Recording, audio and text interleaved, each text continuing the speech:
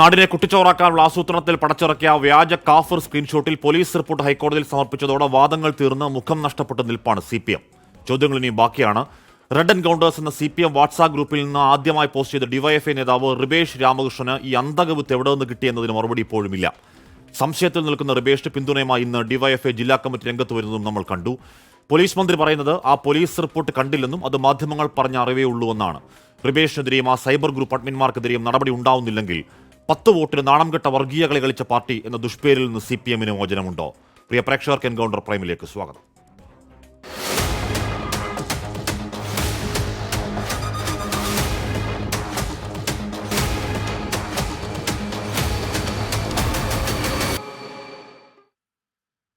Shri Jinto John, advocate BN Haskar, Shri NV Balakrishnan, Shri B Jayaraj, advocate Mehroof എന്നിവർ ചർച്ചയിൽ ചേരുന്നു. ആദ്യം ഞാൻ ജിൻഡോയിലേക്ക്. ശ്രീ ജിൻഡോ, ആ പോലീസ് റിപ്പോർട്ട് ജിൻഡോ വായിച്ചിട്ടുണ്ടാകണം. ആ റിപ്പോർട്ട് പ്രകാരം ഏപ്രിൽ 25-ന് 2:13 റെഡ് എൻകൗണ്ടർ എന്ന വാട്സാപ്പ് ഗ്രൂപ്പിൽ റിബേഷ് രാമകൃഷ്ണൻ യുഡായിപ്പ് കാഫർ പോസ്റ്റ് ചെയ്യുന്നു. എന്താണ് ആ സ്ക്രീൻഷോട്ട് പോസ്റ്റ് ചെയ്യുന്നു. അന്ന് തന്നെ 2:34 റെഡ് ബറ്റാലിയൻ വാട്സാപ്പ് ഗ്രൂപ്പിൽ അമൽ റാം അത് പോസ്റ്റ് ചെയ്യുന്നു. അന്ന് തന്നെ 3 മണിയാകുമ്പോഴേക്കും അമ്പാടിമുക്ക് സഖാക്കൾ ഫേസ്ബുക്ക് പേജിൽ അഡ്മിൻ മനീഷ് അത് പോസ്റ്റ് ചെയ്യുന്നു.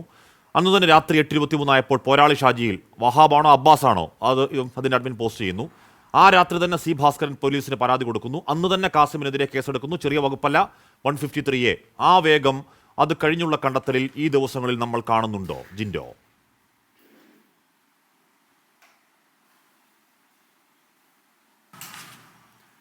ഹാഷ്മി, അക്കാര്യത്തിൽ വേഗത ഇല്ല എന്ന് മാത്രമല്ല യാതൊരു നടപടിയും സ്വീകരിക്കുന്നില്ല. കാരണം കേരളത്തിലെ പോലീസ് വലിയ ശേഷിയുള്ള അന്വേഷണം നടത്താനും പ്രതികളെ പിടിക്കാനും വലിയ ശേഷിയുള്ള പോലീസാണെന്ന് അവകാശപ്പെടുന്ന ആഭ്യന്തര വകുപ്പ് മന്ത്രിയാണ് പിണറായി വിജയൻ, അദ്ദേഹത്തിൻ്റെ പാർട്ടി നേതാക്കന്മാരും.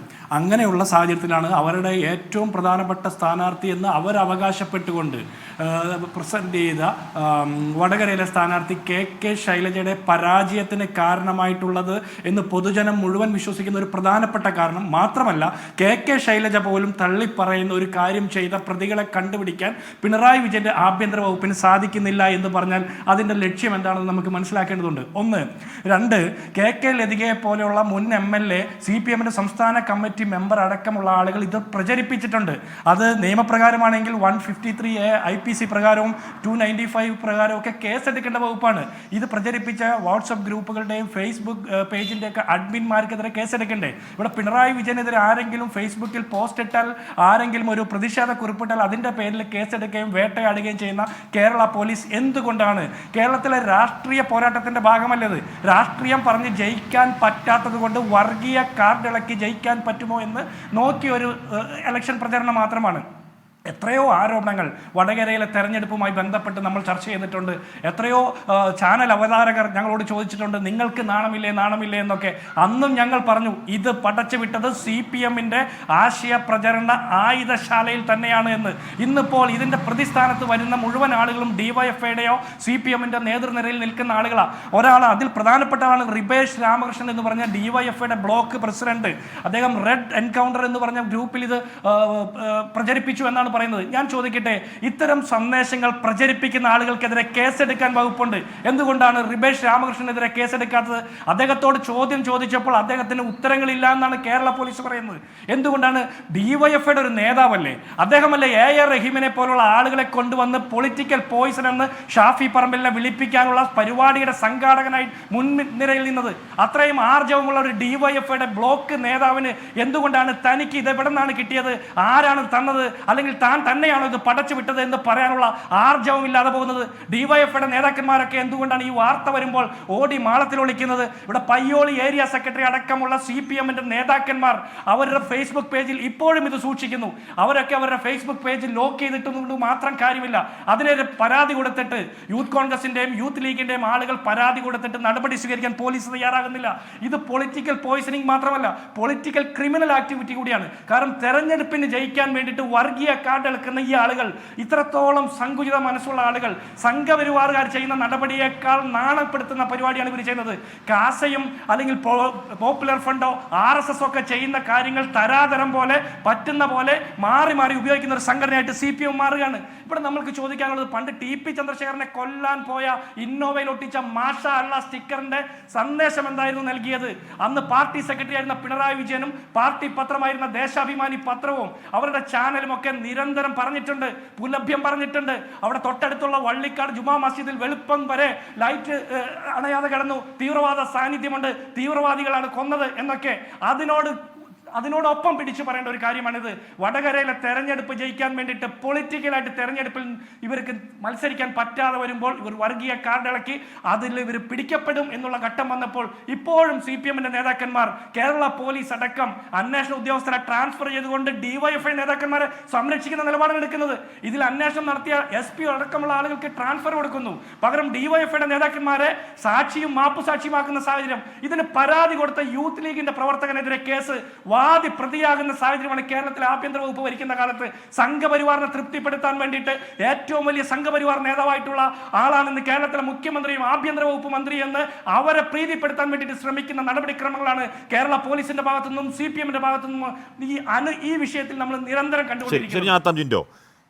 ഈ റിബേഷ് രാമകൃഷ്ണൻ എന്ന് പറയുന്ന ആൾ അറിയില്ല എന്നുള്ള അല്ലത് കേട്ടോ ജിൻഡോ. ആ പോലീസ് റിപ്പോർട്ടിൽ പറയുന്ന കുഡ് നോട്ട് റിവീൽ എന്നുള്ള റിവീലിന്റെ വാക്കിലർത്ഥം അത് വെളിപ്പെടുത്താൻ കഴിയില്ല റിബേഷ് എന്നുള്ളതാണ്. റിബേഷ് രാമകൃഷ്ണൻ DYFI-യുടെ നേതാവ് മാത്രമല്ല, അവിടുത്തെ ഒരു സ്കൂളിലെ അധ്യാപകനാണ്. സ്കൂളെന്ന് പറഞ്ഞാൽ LP സ്കൂളിലെ കുട്ടികളെ പഠിപ്പിക്കുന്ന അധ്യാപകനാണ് കേട്ടോ ഈ റിബേഷ് രാമകൃഷ്ണൻ. അദ്ദേഹം ആരോടും പറയില്ല, പോലീസിനോട് റിവീൽ ചെയ്യില്ല ഇത് എവിടെ നിന്നാണ് കിട്ടിയെന്ന്. അത് നമ്മൾ മാധ്യമങ്ങൾ ചോദിച്ചാൽ നിങ്ങൾ പോയി കണ്ടുപിടിക്കുക എന്ന് ധിക്കാരം പറയും. ജില്ലാ കമ്മിറ്റി ആകട്ടെ റിബേഷിന് പൂർണ്ണ പിന്തുണയും നൽകും. പ്രതികരണങ്ങളൊന്ന് കേൾക്കാം. ഇതിപ്പോ നിങ്ങൾക്ക് ചോദിക്കുന്നതിന് മുന്നേ എല്ലാ ആളുകളും ചാനലുകളെല്ലാം തോന്നിയ റിപ്പോർട്ട് ഇരിക്കുന്നത്. ഇപ്പം പ്രത്യേകിച്ച് ചോദിക്കാൻ പറയാനൊന്നുമില്ല. കാരണം പോലെ മാധ്യമങ്ങൾ ചെയ്തിരിക്കും. മാധ്യമങ്ങൾ ചെയ്യേണ്ട പണിയല്ല, ഇവിടുത്തെ കാര്യങ്ങൾ അന്വേഷിക്കേണ്ട സാധനം ചെയ്തത്. അതിനകത്ത് എനിക്കും വേറെ പ്രത്യേകിച്ച് എനിക്ക് പറയാനൊന്നുമില്ല. സംഘടന പറഞ്ഞിട്ടുണ്ടല്ലോ നിയമപരമായ നടപടികളിലേക്ക് മുന്നോട്ട് പോകുന്ന ആളാണ്. അത് ഞാൻ അഭിപ്രായം. പോലീസ് റിബേഷിനോട് ആവശ്യപ്പെട്ടത് നിങ്ങൾ 2/13 റെഡ് എൻകൗണ്ടർ എന്ന് പറയുന്ന ഗ്രൂപ്പിനകത്തേക്ക് ഇത് ഫോർവേഡ് ചെയ്തു എന്ന് പറയുന്നു. ഇതുമായി ബന്ധപ്പെട്ട് സമഗ്രമായ അന്വേഷണം നടക്കേണ്ടതുണ്ട്. അതുകൊണ്ട് നിങ്ങളുടെ ഫോണ് പരിശോധനയ്ക്ക് വിധേയമാക്കണം എന്ന് പറഞ്ഞു. അപ്പോൾ റിബേഷ് ഫോണ് പോലീസിനെ ഏൽപ്പിച്ചു. ശാസ്ത്രീയമായ പരിശോധന, ഫോറൻസിക് റിപ്പോർട്ട് വരണം, ശാസ്ത്രീയമായ പരിശോധന ഇതിൻ്റെ ഭാഗമായിട്ട് നടക്കണം. അതാണ് DYFI-യുടെ ഇപ്പോൾ ആവശ്യപ്പെടുന്നത്. റിബേഷ് നിയമ നടപടിയായി പോകും എന്നാണ് റിബേഷ് ഇപ്പോൾ പറയുന്നത്. വക്കീലിനെ കണ്ട് വക്കീലുമായി ആലോചിച്ച് നിയമ നടപടികളുമായി മുന്നോട്ട് പോകുമെന്നാണ് പറയുന്നത്. എന്തായാലും ഇത് ക്രിയേറ്റ് ചെയ്തത് ആരാണ് എന്നതിനെ സംബന്ധിച്ച് സമഗ്രമായ ശാസ്ത്രീയമായ അന്വേഷണം നടക്കണം. അതാണ് DYFI-യുടെ നിലപാട്. ഇനി മുഖ്യമന്ത്രിയോട് ചോദിച്ചാലോ എന്ന് പറഞ്ഞാൽ, ഒരു തെരഞ്ഞെടുപ്പ് സമയത്ത് ഒരു നാടിനെ ചോര ചിന്താനുള്ള ഭാഗ്യത്തിനത് പൊട്ടിപ്പൊളിഞ്ഞത് കാരണം, ആ നാടിന് വിവേകമുള്ളത് കാരണം ഒന്നും സംഭവിച്ചില്ല. മനുഷ്യന്മാരെ തമ്മിലടിപ്പിച്ച് കടാര കയറ്റി കൊല്ലാൻ പാകത്തിലുണ്ടാക്കിയെടുത്ത മാരകായുധമാണ്. ആ ആയുധത്തെപ്പറ്റി മുഖ്യമന്ത്രിയോട് ചോദിച്ചാൽ അവിടെ ഇവിടെയും ആരെയും തള്ളിപ്പറയില്ല, അവിടെ ഇവിടെയും തൊടാതെ എന്താണ് ഇതുപോലുള്ള സമാനമായ വിഷയങ്ങൾ മുഖ്യമന്ത്രി പറയും പോലെ ഒരു മറുപടി ഇന്നലെ പറഞ്ഞാണ്. അതുകൊണ്ട് കേൾക്കണം. പോലീസ് റിപ്പോർട്ടിൻ്റെ കാര്യം ഞാൻ പത്രത്തിൽ കണ്ടു. ഞാൻ എൻ്റെ കയ്യിൽ അതിന് റിപ്പോർട്ടില്ല. നോക്കാം എന്താണെന്നുള്ളത്. അത് സാധാരണഗതിയിൽ പോലീസല്ലേ പരിശോധിച്ചുകൊണ്ടിരിക്കുന്നത്. അതെല്ലാം പോലീസ് പരിശോധിച്ച് വരട്ടെ എന്താണെന്നുള്ളത്, എന്നിട്ടല്ലേ നമ്മൾ നോക്കേണ്ടത്.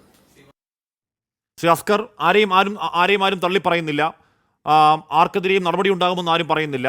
DYFI ജില്ലാ കമ്മിറ്റി ഈ റിബേഷ് എന്ന് പറയുന്ന സംശയനിഴലിൽ നിൽക്കുന്ന പോലീസ് തന്നെ കണ്ടെത്തിയ അതിൻ്റെ ആദ്യ കണ്ണി എന്ന് പറഞ്ഞാൽ, ഈ ഉഡായിപ്പ് സാധനം ആദ്യമായി ഒരു പോസ്റ്റ് രൂപത്തിൽ അങ്ങോട്ടേക്ക് ഇട്ട ആദ്യ കണ്ണിയെ ചേർത്ത് പിടിക്കും എന്നുള്ളതാണ് DYFI ജില്ലാ കമ്മിറ്റി പറയുന്നത്. എന്ന് പറഞ്ഞാൽ വ്യാജ സ്ക്രീൻഷോട്ട് ഉണ്ടാക്കിയവരെ നിങ്ങൾ ധൈര്യമായിരിക്കൂ, ഞങ്ങളുണ്ട് ഇവിടെ ചേർത്ത് പിടിക്കാൻ എന്നല്ലേ DYFI ജില്ലാ കമ്മിറ്റിയുടെയും മുഖ്യമന്ത്രിയുടെയും പ്രതികരണത്തിൻ്റെ അർത്ഥം? ശ്രീ ഹസ്കർ. അല്ല ഹാഷ്മി, ഇതിൽ നമ്മൾ അത്തരത്തിലല്ല വായിക്കേണ്ടത്. വടകരയിലെ തെരഞ്ഞെടുപ്പുമായി ബന്ധപ്പെട്ട് 17ഓളം മുൻ കേസുകൾ നിലവിലുണ്ട്.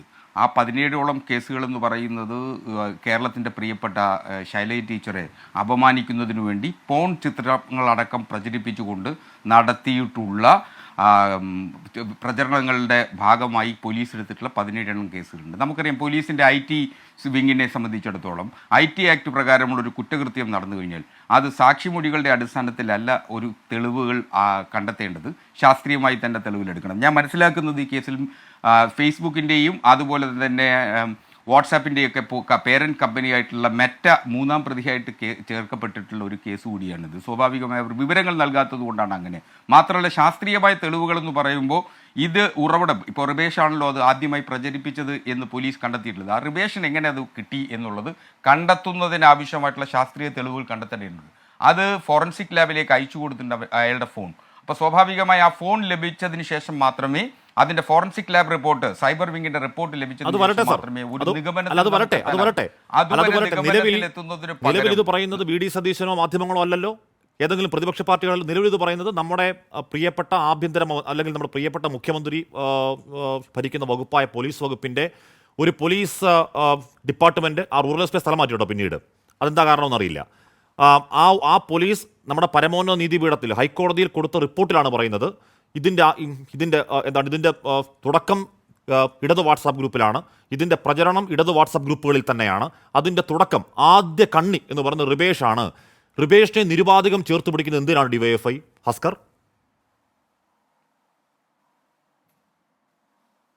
അല്ല, നിശ്ചയമായി ഇതിൻ്റെ തുടക്കം എന്ന് പറയുന്നത് റിബേഷിൻ്റെതാണെന്ന് പോലീസിൻ്റെ കണ്ടെത്തി. റിബേഷാണ് അത് ഉൽപ്പാദിപ്പിച്ചത്, അതല്ലെങ്കിൽ ഉത്ഭവസ്ഥാനം റിബേഷാണോ എന്നുള്ളത് കണ്ടെത്താൻ ശാസ്ത്രീയ മാർഗ്ഗങ്ങൾ നമ്മുടെ മുന്നിലുണ്ട്. ആ ശാസ്ത്രീയ മാർഗത്തിലേക്കാണ് ഇപ്പോൾ പോലീസ് പോയിക്കൊണ്ടേയിരിക്കുന്നത്. ആ ശാസ്ത്രീയ മാർഗത്തിൻ്റെ അടിസ്ഥാനത്തിൽ നിശ്ചയമായും ഇക്കാര്യത്തിൽ ഒരു നിയമ നടപടി ഉണ്ടാവും. ഇവിടെ നിയമ നടപടി എടുക്കുന്നതിന് എന്തെങ്കിലും തടസ്സം ഉണ്ടായിട്ടുണ്ടോ? ഹൈക്കോടതിയിൽ ഇക്കാര്യത്തെ സംബന്ധിച്ച് കൃത്യമായി പോലീസ് ഒരു റിപ്പോർട്ട് കൊടുത്തു. അവിടെയും ഇടതു സൈബർ ഗ്രൂപ്പുകളെ സംബന്ധിച്ചാണ്. നമുക്കറിയാം ഇടതു സൈബർ ഗ്രൂപ്പുകളെ സംബന്ധിച്ച് അവധാനതയോടുകൂടി പ്രവർത്തിക്കാൻ കഴിയാതെ വരുന്നത് പലപ്പോഴും പോലീസ് സ്വമേധയാ ചെയ്യുന്നതാണെന്ന് വിചാരിക്കല്ലേ. CPM അടക്കം തള്ളി പറഞ്ഞിട്ടുണ്ട്. താങ്കൾ ചോദിക്കുന്നു നിയമ നടപടിക്ക് എന്തെങ്കിലും തടസ്സം ഉണ്ടായി. ഇത് പോലീസ് സ്വമേധയാ ചെയ്തതല്ല. പോലീസ് സി ഭാസ്കരൻ കൊടുത്ത പരാതിയിൽ ഈ കാസിം എന്ന് പറയുന്ന നിരപരാധിയായ ചെറുപ്പക്കാരനെതിരെ ആ 10:22 അല്ല 10 മണിക്ക് പരാതി കൊടുക്കുന്നു. 10:22 ആകുമ്പോഴേക്കും ഈ ഗുരുതര നോൺ ബെയിലബിൾ വകുപ്പിട്ട് കാസിമിനെതിരെ കേസെടുക്കുന്നു. പിന്നീട് കാസിമാണ് എന്ന് പറഞ്ഞാൽ ഈ വ്യാജ സ്ക്രീൻഷോട്ട് ഉണ്ടാക്കിയ വർഗീയവാദി എന്ന് ഇടതു ഗ്രൂപ്പുകൾ ആരോപിച്ച ഈ കാസിം തന്നെ ഈ പരാതിയുമായി പോലീസ് സ്റ്റേഷൻ കയറി നടക്കുന്നു. ആരും മൈൻഡ് ചെയ്യുന്നില്ല. ഒടുവിൽ നിരപരാധിത്വം തെളിയിക്കാൻ ഈ കാസിം തന്നെ ഹൈക്കോടതിയിലേക്ക് പോകുന്നു. എന്നിട്ട് ഈ കാസിമിൻ്റെ ആവശ്യത്തിൽ കോടതി പോലീസിനോട് പറയലാണ് ഇത് നോക്കൂ എന്ന് പറയുമ്പോഴാണ് പോലീസ് അത് നോക്കുന്നതും ഈ റിപ്പോർട്ട് കൊടുക്കുന്നതും. ഇത് സ്വാഭാവികമായി പോലീസിൻ്റെ എന്തോ ഔദാര്യമെന്നൊന്നും പറയല്ലേ. ഇവിടെ കുറ്റവാളിയെന്ന് നിങ്ങൾ എന്താണ് കുരിശിൽ തറച്ച കാസിമിന്റെ പോരാട്ടമാണ് ഇതുവരെ എത്തിയത്.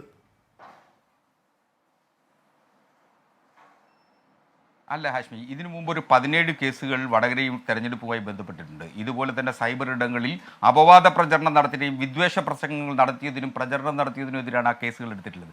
ആ കേസുകളൊക്കെ ഇപ്പോഴും എങ്ങും എത്തിയിട്ടില്ല.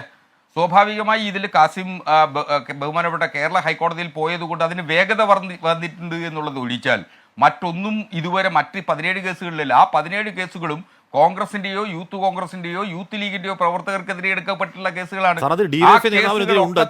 ആരൊക്കെ പടച്ചുണ്ട് അപ്പോഴൊന്നും അതിൽ PK അജീഷ് എന്ന് പറഞ്ഞ ഡിവൈഎഫ്ഐ നേതാവ് അടക്കമുണ്ട് ആ കേസുകളിൽ എന്ന് പറഞ്ഞാൽ അവിടെ വിദ്വേഷ പ്രചരണത്തിൽ ഏതെങ്കിലും UDF മാത്രമായിരുന്നില്ലെന്നേ. എല്ലാ കൂട്ടരും അനാരോഗ്യമായി നടത്തിയ ആ പ്രചരണത്തിൽ എല്ലാ കൂട്ടരും ഉണ്ട്. പക്ഷെ ഇത് കടന്ന കൈയാണ് ഹസ്കർ. ഇത് 5 നേരം നിസ്കരിക്കുന്ന ഒരു ദീനിയായ മുസ്ലിമായി ഷാഫിയെയും കാഫിറായി ടീച്ചറെയും പറഞ്ഞ ഈ ശൈലജ ടീച്ചർ അടക്കം തെരഞ്ഞെടുപ്പിന്റെ ആ ദിവസം ആവർത്തിച്ച വർത്താനമാണത്. ഇതാ പ്രചരണങ്ങളുടെ കൂട്ടത്തിൽ പെടുത്തല്ലേ. ഇത് നാടിനെ കുട്ടിച്ചോറാക്കാനുള്ള അവിടെ കുറച്ച് അവിവേകവാദികൾ ഉണ്ടായിരുന്നുവെങ്കിൽ കത്തിയെടുത്ത് പുറത്തിറങ്ങുമായിരുന്ന മനുഷ്യനെ കൊന്നു തീർക്കുമായിരുന്ന ഒരു പണിയാ ചെയ്തത് ഹസ്കർ. അതിനെ സാമാന്യവൽക്കരിക്കല്ലേ. പക്ഷേ ആ കാഫിർ സ്ക്രീൻഷോട്ടിനെ ആരെങ്കിലും ഓൺ ചെയ്യുന്നുണ്ടോ?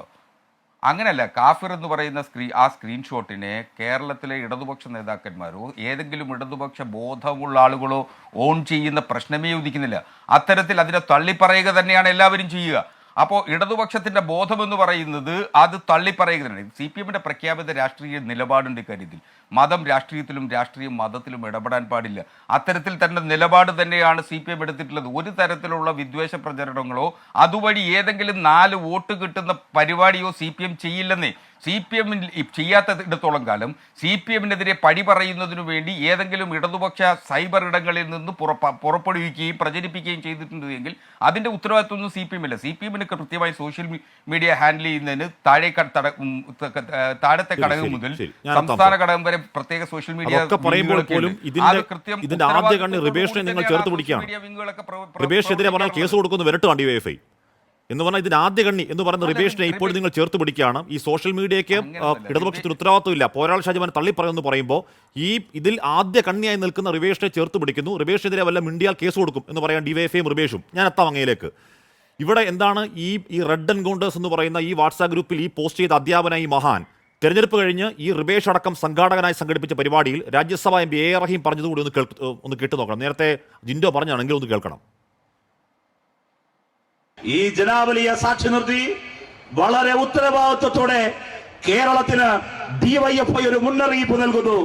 ഇവിടെ മത്സരിച്ച കോൺഗ്രസിന്റെ സ്ഥാനാർത്ഥിയുണ്ടല്ലോ, അദ്ദേഹത്തിന്റെ ഉചിതമാകുന്ന അദ്ദേഹത്തിന്റെ അലങ്കാര പദം കേരളം കണ്ട ഏറ്റവും വലിയ പൊളിറ്റിക്കൽ പോയിസണാണ്.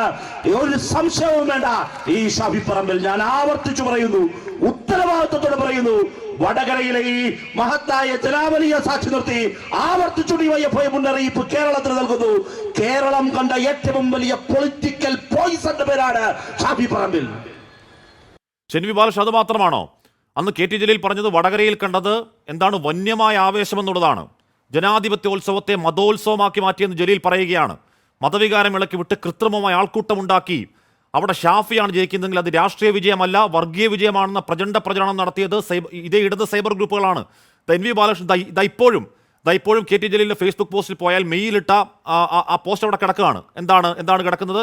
LDF സ്ഥാനാർത്ഥിയെ കാഫറായി ചിത്രീകരിച്ച വർഗീയ ഭ്രാന്തിനെതിരെ നാടൊന്നിക്കുന്നു, LDFന്റെ ജനകീയ പ്രതിരോധം മെയ് 6 വടകരയിൽ എന്ന് പറയുകയാണ്. എന്ന് പറഞ്ഞാൽ ഇക്കൂട്ടരൊക്കെ എന്ന് പറഞ്ഞാൽ എൻ വി ബാലകൃഷ്ണൻ നിയമസഭയിൽ 7-6 മണ്ഡലങ്ങളിലും LDF സ്ഥാനാർത്ഥികളെ വിജയിപ്പിച്ച് നിയമസഭയിലേക്ക് അയച്ച ഒരു നാടിനെ മൊത്തം വർഗീയ കൂട്ടമായി ചിത്രീകരിച്ച് ഡെമണൈസ് ചെയ്ത ഇക്കൂട്ടരൊക്കെ ഈ വെളിപ്പെടുത്തൽ പുറത്തു വരുമ്പോൾ നിരുപാധികം മാപ്പ് പറയണ്ടേ എൻ വി ബാലകൃഷ്ണൻ?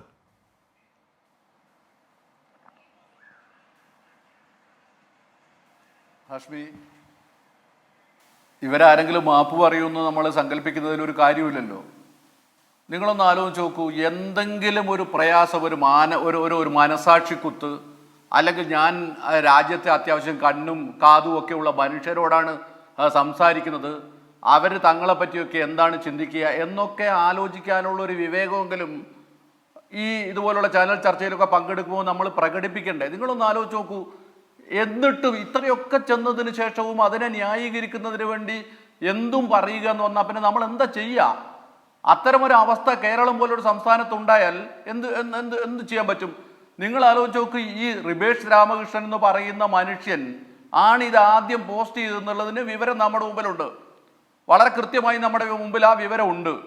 അതിനു മുമ്പ് റിബേഷ് രാമകൃഷ്ണന് മുമ്പ് ആരെങ്കിലും ഇങ്ങനെ ഒരു പോസ്റ്റ് ഇട്ടതായിട്ട് നമ്മുടെ മുമ്പിൽ ഇന്ന് വരെ വിവരമില്ല. പോലീസ് അരിച്ചു പെറുക്കി പരിശോധിച്ചിട്ടുണ്ട്, അവർക്ക് കാണാൻ പറ്റിയിട്ടില്ല. അതുപോലെ CPM എന്ന് പറയുന്ന നിങ്ങളും ആലോചിക്കേണ്ട ഒരു കാര്യം, ഈ റിബേഷ് രാമകൃഷ്ണൻ എന്ന് പറയുന്ന മനുഷ്യൻ ഈ മാസങ്ങളിലൊക്കെ എന്ത് ചെയ്യായിരുന്നു?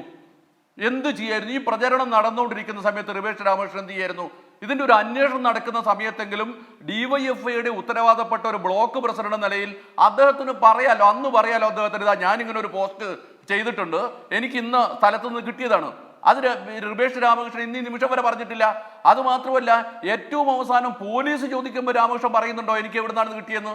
ഈ കണ്ണ് കീറിയ മനുഷ്യന്മാർക്കൊക്കെ മനസ്സിലാവില്ലേ ഇത് റിബേഷ് രാമകൃഷ്ണൻ എന്ന് പറയുന്ന ഒരു സാധനമാണെന്ന്? നിങ്ങൾ നോക്ക്, അതിൻ്റെ ഒരു സീക്വൻസ് നിങ്ങൾ പരിശോധിച്ചാൽ ആസൂത്രിതമായ ഒരു പദ്ധതിയുടെ ഭാഗമായി 10 മിനിറ്റ് 15 മിനിറ്റ് വ്യത്യാസത്തിൽ 25-ാം തീയതി രാത്രിയാവുമ്പോഴേക്ക് ഇത് വടകര മണ്ഡലത്തിലാകെ വ്യാപിക്കാൻ ഇടയാക്കുന്ന രൂപത്തിൽ എല്ലാം വന്നിട്ടുള്ളത് എവിടുന്നാണ്? ഈ പറയുന്ന CPMന്റെ പ്രൊഫൈലുകളിൽ നിന്നാണ്. CPMന്റെ പ്രൊഫൈലുകളിൽ നിന്നാണ്. ഈ അസ്കറിനെ പോലുള്ള ആളുകൾ ഇവിടെ വന്നിട്ട് പറയുന്നതാണ് CPMന് അങ്ങനത്തെ പ്രൊഫൈലില്ല, ഞങ്ങൾ അങ്ങനെ ഇതുപോലുള്ള പോരാളി ഷാജിമാരെയോ അമ്പാടി മുക്ക് സഹാക്കളെയോ ഒന്നും പ്രോത്സാഹിപ്പിക്കുന്നവരല്ല, ഞങ്ങൾ അവരെ തള്ളി പറയുന്നവരാണ്. നിങ്ങൾ നോക്കി, റിബേഷ് രാമകൃഷ്ണനാണ് ഈ പറയുന്ന റെഡ് എൻകൗണ്ടർ എന്ന് പറയുന്ന വാട്സാപ്പ് ഗ്രൂപ്പിന്റെ അഡ്മിനായി പ്രവർത്തിക്കുന്നത്. എന്നിട്ട് ഇവർ പറയുന്നതാണ് ഞങ്ങൾക്ക് ഇത്തരത്തിലുള്ള യാതൊരു ബന്ധവുമില്ല. എന്തൊരു അസംബന്ധമാണ് ഈ പറഞ്ഞുകൊണ്ടിരിക്കുന്ന ആളുകളൊന്നും മനസ്സിലാവാത്തവരാണ്. അവർക്കൊരു ധാരണയുമില്ല. അസ്കറിനെ പോലുള്ള ആളുകൾ പറയുന്നതൊക്കെ വെള്ളം കൂട്ടാതെ അങ്ങ് തൊണ്ട തൊടാതെ വിഴുകുന്നവരാണ് കേരളത്തിലെ ജനങ്ങൾ എന്ന നിലയിൽ അത് ഒരു ജനതയെ അപമാനിക്കലാണെന്നുള്ളൊരു തിരിച്ചറിവെങ്കിലും നിങ്ങൾക്ക് ആദ്യമേ ഉണ്ടാവേണ്ടതുണ്ട്. അതാണ് ഏറ്റവും പ്രധാനപ്പെട്ട പ്രശ്നം. പിന്നെ അസ്ഗർ പറയുന്നത് പോലെ ഞങ്ങളിത് ആദ്യം ഒരു 2 വോട്ടിന് വേണ്ടി വർഗീയത പ്രചരിപ്പിക്കുന്നവരല്ല എന്നൊക്കെ പറഞ്ഞാൽ അസ്ഗറിന്റെ മുമ്പിൽ ഞാനിപ്പോൾ ഒരു 10ഓ 15ഓ സംഭവങ്ങൾ നിപ്പ് പറഞ്ഞുതരാം. അസ്ഗറിന് നിഷേധിക്കാൻ പറ്റുമോ ഈ കാര്യങ്ങൾ?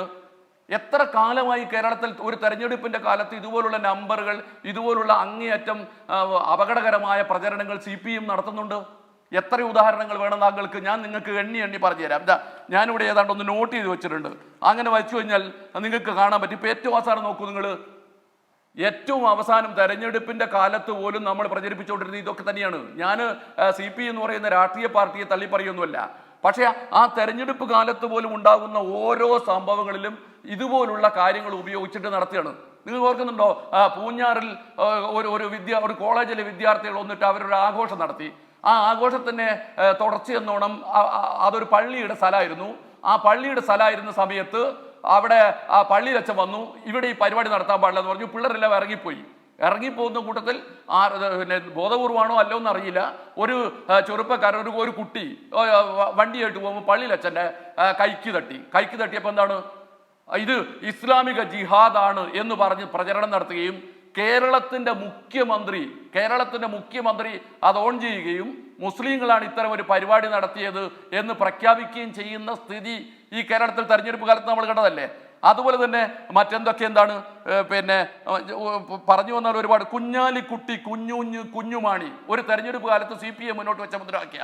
കുഞ്ഞാലിക്കുട്ടി കുഞ്ഞുമാണി. എങ്ങനെയാ കുഞ്ഞാലിക്കുട്ടി കുഞ്ഞുമാണി എന്ന് പറഞ്ഞാൽ അതിന്റെ മലയാളം എന്താണ്? ഇവിടെ ഹിന്ദുക്കളല്ലാത്ത ന്യൂനപക്ഷങ്ങളാണ് കേരളം ഭരിക്കാൻ പോകുന്നത്. അതുകൊണ്ട് കുഞ്ഞാലിക്കുട്ടി കുഞ്ഞുമാണി ഭരണം വരാതിരിക്കണമെങ്കിൽ എന്ത് ചെയ്യണം എന്നാണ് അവർ പറഞ്ഞുകൊണ്ടിരുന്നത്. ഇങ്ങനെ എത്രയും കാര്യങ്ങൾ പറയാൻ പറ്റും. ഞാൻ എത്ര വേണമെങ്കിൽ ഞാൻ എഴുതി വെച്ചിട്ടുണ്ട്.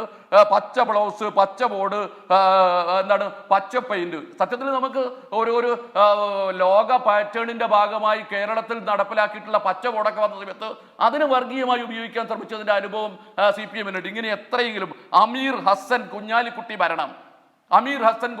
ഭരണം എന്ന് പറഞ്ഞാൽ എന്താ അർത്ഥം? അതിന്റെ വേറെ മലയാളം എന്താണ്? ഇതുപോലെ തുടങ്ങിയാൽ തെരഞ്ഞെടുപ്പിൽ 10 വോട്ട് കിട്ടുന്നതിന് വേണ്ടി എന്ത് വർഗീയമായ പ്രചരണവും നടത്തുന്നതിന് ഒരു മനസാക്ഷിക്കുത്തും ഒരു കാലത്തും കാണിച്ചിട്ടില്ലാത്ത രാഷ്ട്രീയ പാർട്ടിയാണ് CPM എന്ന് അതിനെ അറിയുന്ന എല്ലാവർക്കും അറിയാം. ഇതൊക്കെ നമ്മുടെ മുമ്പിൽ നിൽക്കുമ്പോൾ അസ്കരെ പോലെയുള്ള ആളുകൾ വന്നിട്ട് പറയാണ് 2 വോട്ട് പോട്ടെന്ന്, ഞങ്ങൾ 2 വോട്ടിന് വേണ്ടി ഇത്തരത്തിലൊരു കാര്യവും ചെയ്യില്ല എന്ന് പറഞ്ഞാൽ ഇനിയെങ്കിലും നമ്മൾ ചെയ്യേണ്ടത് എന്താണ്? ഈ റിബേഷ് രാമകൃഷ്ണൻ എന്ന് പറയുന്ന മനുഷ്യനെതിരായ ഒരു നടപടി സ്വീകരിച്ച് അയാളെ ഒന്ന് തൽക്കാലത്തേക്കാണെങ്കിലും, അങ്ങനെയാണല്ലോ സാധാരണ നമ്മൾ ചെയ്യാറ്, തൽക്കാലത്തേക്കാണെങ്കിലും ഒന്ന് പുറത്തു നിർത്തി ഇത് അങ്ങേയറ്റം മോശമായ ഏർപ്പാടായി പോയി, ഞങ്ങൾ ഈ കാര്യം അത്രയും മനസ്സിലാക്കിയിരുന്നില്ല എന്ന് പറഞ്ഞാൽ മനസ്സിലാക്കാം. പക്ഷെ അത് ചെയ്യുന്നില്ലെന്ന് മാത്രമല്ല, ആ റിബേഷ് രാമകൃഷ്ണൻ ഇപ്പോഴും ചേർത്ത് പിടിക്കുകയാണ്. അയാൾക്ക് വേണ്ടി DYFIയുടെ ജില്ലാ സെക്രട്ടറി വന്ന് സംസാരിക്കുകയാണ്. എന്നിട്ട് അദ്ദേഹം പറയുകയാണ് ഞങ്ങൾ നിയമ നടപടി സ്വീകരിക്കാം. ആർക്കെതിരായിട്ടാണ് നിയമ നടപടി? എന്തിനെതിരായിട്ടാണ് നടപടി സ്വീകരിക്കേണ്ടത്? റിബേഷ് രാമകൃഷ്ണനെതിരായിട്ടല്ലേ? ഈ സംഭവം ഇതൊക്കെ ചെയ്തിട്ടുള്ള റിബേഷ് രാമകൃഷ്ണനെതിരായിട്ടാണ് യഥാർത്ഥത്തിൽ കേരളത്തിലെ പോലീസും ഭരണകൂടവും നടപടി സ്വീകരിക്കേണ്ടത്. അത് സ്വീകരിക്കുന്നില്ല. ഒന്നും അറിയാത്ത ഒരു മുസ്ലിം ലീഗിന്റെ പ്രവർത്തകന്റെ പേരിൽ ഈ സാധനം അയാളുടെ ഇതിനകത്ത് വളരെ ഫേക്കായിട്ട് നിർമ്മിച്ച് പ്രസിദ്ധീകരിച്ചിട്ട് അയാളുടെ പേര് കേസെടുക്കുകയാണ്. അയാളുടെ പേര് കേസെടുക്കുന്ന പോലീസ് ഇതൊന്നും ചെയ്യുന്നില്ല. എന്നിട്ട് എന്താണ് അസ്കർ ഇപ്പം ന്യായീകരിച്ചുകൊണ്ടിരിക്കുകയാണ്, മെറ്റയുടെ വിവരം കിട്ടാൻ വേണ്ടിയിട്ട് ഞങ്ങൾ കാത്തിരിക്കുകയാണ്, അതിൻ്റെ അന്വേഷണം ഇപ്പം നടന്നുകൊണ്ടിരിക്കുകയാണ്. ആരോടാണ് വക്കീൽ ഇങ്ങനെ സംസാരിച്ചുകൊണ്ടിരിക്കുന്നത്? യഥാർത്ഥത്തിൽ ഒരു സൈബർ കുറ്റം എങ്ങനെയാണ് കേരളത്തിൽ ഇത്രയും കാലം അന്വേഷിച്ചുകൊണ്ടിരുന്നത്? ഒരു സൈബർ കുറ്റം അന്വേഷിക്കുന്നതിന് പോലീസിന് മിനിമം സമയം മതി. മറ്റൊരു കേസ് പോലല്ല. ആകെ കൂടി ഇതിന്റെ അഡ്മിൻ ഇങ്ങനെ പിറകോട്ട് പോയി അന്വേഷിച്ച് കണ്ടുപിടിക്കാൻ വേണ്ടത് അതിനാവശ്യമായിട്ടുള്ള കമ്പ്യൂട്ടർ സംവിധാനം, അതുപോലെ മറ്റ് AI ഉൾപ്പെടെയുള്ള സംവിധാനങ്ങൾ നമുക്കുണ്ട്. അതുകൊണ്ട് ഇത് എവിടെ നിന്നാണ് സ്റ്റാർട്ട് ചെയ്യുന്നതെന്ന് കണ്ടുപിടിക്കാനൊന്നും കേരളത്തിലെ സൈബർ പോലീസിന് യാതൊരു ബുദ്ധിമുട്ടും ഇപ്പോൾ ഇല്ല. അങ്ങനെ വെച്ചിട്ട് എന്നിട്ട് പറയാണ് ഇപ്പൊ കേസ് ചാർജ് ചെയ്യും, മെറ്റയുടെ പെർമിഷൻ വേണമായിരിക്കും, അത് വേറെ നടക്കട്ടെ. പക്ഷേ ഈ കഴിഞ്ഞ 3 മാസത്തിലധികം, 4 മാസത്തിലധികമായിട്ട് ഇത് ഏപ്രിൽ 25-ാം തീയതിയാണ് സംഭവം. ഏപ്രിൽ 25 ശേഷം മാസം എത്രയായി? April, May, June, July, August മാസത്തിലെത്തി നമ്മൾ. ഈ കാലത്തിനിടയിൽ പോലീസിന് ഇത് കണ്ടെത്താൻ പറ്റാത്തതുകൊണ്ടാണോ? അവിടെ തിരുവനന്തപുരത്ത് ഒരു KSRTC ബസ്സിൽ നിന്ന് കാണാതായ മെമ്മറി കാർഡ് എവിടെ പോയി ആർക്കെങ്കിലും അറിയാവോ? പോലീസ് ആകാശം ഞാൻ എത്താം CNV ബാലകൃഷ്ണൻ എന്ന് പറഞ്ഞാൽ എന്തൊരു വർഗീയതയാണോ എന്ന് സാരോപദേശത്തോടെ അത് ഷെയർ ചെയ്ത് KK ശൈലജ തള്ളിപ്പറയും, നല്ല കാര്യം. എന്നാൽ അതേ ഇലക്ഷൻ ദിവസം ഇതേ KK ശൈലജ പറയുന്നുണ്ട്. എന്താണ് പറയുന്നത്? കാഫ് എന്ന് പറഞ്ഞാൽ അന്ന് രാവിലെ ഷാഫി പറമ്പിൽ MLA ഇത്തരത്തിൽ ഇത്തരത്തിൽ കിട്ടുന്ന വോട്ട് എനിക്ക് വേണ്ട എന്ന അന്ന് രാവിലെ ഷാഫി പറമ്പിൽ പറഞ്ഞതിന് മറുപടിയായി കാഫറിന് വോട്ട് ചെയ്യരുത് എന്നടക്കം എഴുതി പ്രചരിപ്പിച്ചു എന്ന് സ്ഥാനാർത്ഥി KK ശൈലജ ആ ദിവസം പറഞ്ഞതാണ് മാധ്യമങ്ങളോട്. അപ്പോൾ അങ്ങനെയാണെങ്കിൽ KK ശൈലജ തള്ളിപ്പറയുന്ന KK ലതികയെ തള്ളിപ്പറയുന്ന ശൈലജ ടീച്ചർ അന്ന് പറഞ്ഞതിന് ആ വാക്ക് ആത്മവിമർശനത്തോടെ പറഞ്ഞു തെറ്റായിപ്പോയി എന്ന് പറയേണ്ടതല്ലേ? ഞാൻ തിരികെ എത്താം. മെഹറൂഫ് ആദ്യം മുതൽ തന്നെ ഈ കാസിമിനൊപ്പം ഈ ലീഗൽ പോരാട്ടത്തിൽ വളരെ സജീവമായ ഒരു നിയമ വിദ്യാർത്ഥി കൂടിയാണ്. ശ്രീ മെഹറൂഫ്, ഈ പോലീസ് ഹൈക്കോടതിയിൽ കൊടുത്ത റിപ്പോർട്ട് മെഹറൂഫ് ഉറപ്പായും വായിച്ചിട്ടുണ്ടാകണം. അതിൽ പറയുന്നത് ഇങ്ങനെയാണ് എന്ന് പറഞ്ഞാൽ on 30/6/2024 the statement of Rubesh son of Ramakrishnan was recorded as witness 22 and examined his Redmi Note 7 mobile phone. On verification of his mobile phone, it is revealed that the communal post was posted by him in the WhatsApp group of Red Encounters on 25/4/2024 on 2:13 PM. On interrogation, Rubesh could not reveal from where he has obtained the communal post. എന്ന് പറഞ്ഞാൽ റിബേഷിന് അറിയില്ല എന്നല്ല പറയുന്നത്. Ribesh could not reveal എന്ന് പറഞ്ഞാൽ അത് വെളിപ്പെടുത്താൻ റിബേഷ് തയ്യാറല്ല. അപ്പോൾ പോലീസ് ചോദിക്കുന്നു റിബേഷ് ഇത് എവിടെ നിന്ന് കിട്ടി? അപ്പോൾ റിബേഷ് പറയുന്നു അത് വെളിപ്പെടുത്താൻ ഞാൻ തയ്യാറില്ല. അപ്പോൾ പോലീസ് പറയുന്നു ഓക്കെ, നീ സാക്ഷിപ്പട്ടികയിൽ തുടരൂ. അങ്ങനെയുണ്ടോ എന്ന് ഒരു സാക്ഷിയോടെ ഇപ്പം ഞാനോ മെഹറൂഫോ ജിൻഡോയോ ഹസ്കറോ സെന്യു ബാലകൃഷ്ണനോ ആയിക്കോട്ടെ, ആരാണെങ്കിലും ഇതുപോലെ ഒരു തമ്മാടിത്തരം കാണിച്ചൊന്ന് വെക്കുക, പോലീസ് ചോദിക്കുന്നത് എവിടെ നിന്നാണ് കിട്ടിയത് നമുക്ക് പറയാൻ പറ്റുമോ? തൽക്കാലം പറയാൻ ഉദ്ദേശിക്കുന്നില്ല എന്ന് പറയാൻ പറ്റുമോ? അങ്ങനെ പറഞ്ഞാൽ നമ്മൾ വീണ്ടും സാക്ഷിപ്പട്ടിക തുടരുമോ മെഹറൂഫ്? ഇതിൽ ഫസ്റ്റിൽ തന്നെ ഹസ്കർ പറഞ്ഞൊരു കാര്യം ഉണ്ടായിരുന്നു, റിബേഷിനെ എന്തുകൊണ്ട് പ്രതി ചേർക്കുന്നില്ല, അത് സയൻറ്റിഫിക്കലി പ്രൂവ് ചെയ്യട്ടെ, ഫോൺ അയക്കട്ടെ എന്നുള്ള കാര്യം. പക്ഷേ കാസിമിനെതിരെ FIR ഇടാൻ ഇങ്ങനെ ഒരു സയൻറ്റിഫിക്കിൻ്റെ ആവശ്യം ഒന്നും ഉണ്ടായിരുന്നില്ല. അന്ന് CPM കൊടുത്ത പരാതിയിൽ അതേ ദിവസം കാസിം പോലീസ് സ്റ്റേഷനിൽ ചെന്ന് പരാതി കൊടുത്തിട്ടുണ്ടെങ്കിൽ പോലും അന്ന് രാത്രി തന്നെ കാസിമിനെതിരെ 153A ആണ് വെറും ഒരു കംപ്ലൈൻറ്റ് ബേസിസിൽ യാതൊരു ഇൻവെസ്റ്റിഗേഷനും ഇല്ലാതെ അവർ ചാർത്തിയിട്ടുണ്ടായിരുന്നത്. അതേ സ്ഥാനത്ത് റിബേഷ് ആണ് റെഡ് എൻകൗണ്ടർ എന്നുള്ള ഗ്രൂപ്പിൽ പോസ്റ്റ് ചെയ്തെന്നുള്ള മൊത്തം തെളിവ് കിട്ടിയിട്ടും ഇതുവരെ യാതൊരു ചാർജും അദ്ദേഹത്തിൻ്റെ മേൽ ഇടാത്തത് എന്തൊരു വൈരുദ്ധ്യമാണെന്ന് മനസ്സിലാക്കാൻ കഴിയുന്നില്ല. ഇനി പോലീസിന് അറിയില്ല എന്നുണ്ടെങ്കിൽ ഞാൻ പറഞ്ഞുതരാം എന്തൊക്കെ ഒഫൻസസ് ആണ് റിബേഷിനെതിരെ ഇപ്പോൾ പ്രൈമ ഫേസ്യ ഒരു പ്രൂവ് ചെയ്യപ്പെടുന്ന കാര്യങ്ങൾ. 120B ചാർത്തപ്പെടാം, 153A ചാർത്തപ്പെടാം. 153A എന്ന് പറയുന്നത് റിലീജിയസ് എൻമിറ്റി ഉണ്ടാക്കാൻ വേണ്ടിയിട്ട് സമൂഹത്തിൽ പ്രശ്നങ്ങൾ ഉണ്ടാക്കാൻ വേണ്ടി പ്രചരിപ്പിക്കുന്നതിന് ചാർത്തപ്പെടുന്ന ഒഫൻസാണ്. അതേപോലെ തന്നെ ഫോർജറിയുടെ ഒഫൻസസുകൾ 465, 469 ഒക്കെ റിബേഷിനെതിരെ പോലീസിന് ഇപ്പം യാതൊരു മടിയുമില്ലാതെ ചാർത്തപ്പെടേണ്ട ഒഫൻസസുകളാണ്. അതേപോലെ IT ആക്ടിലെയും.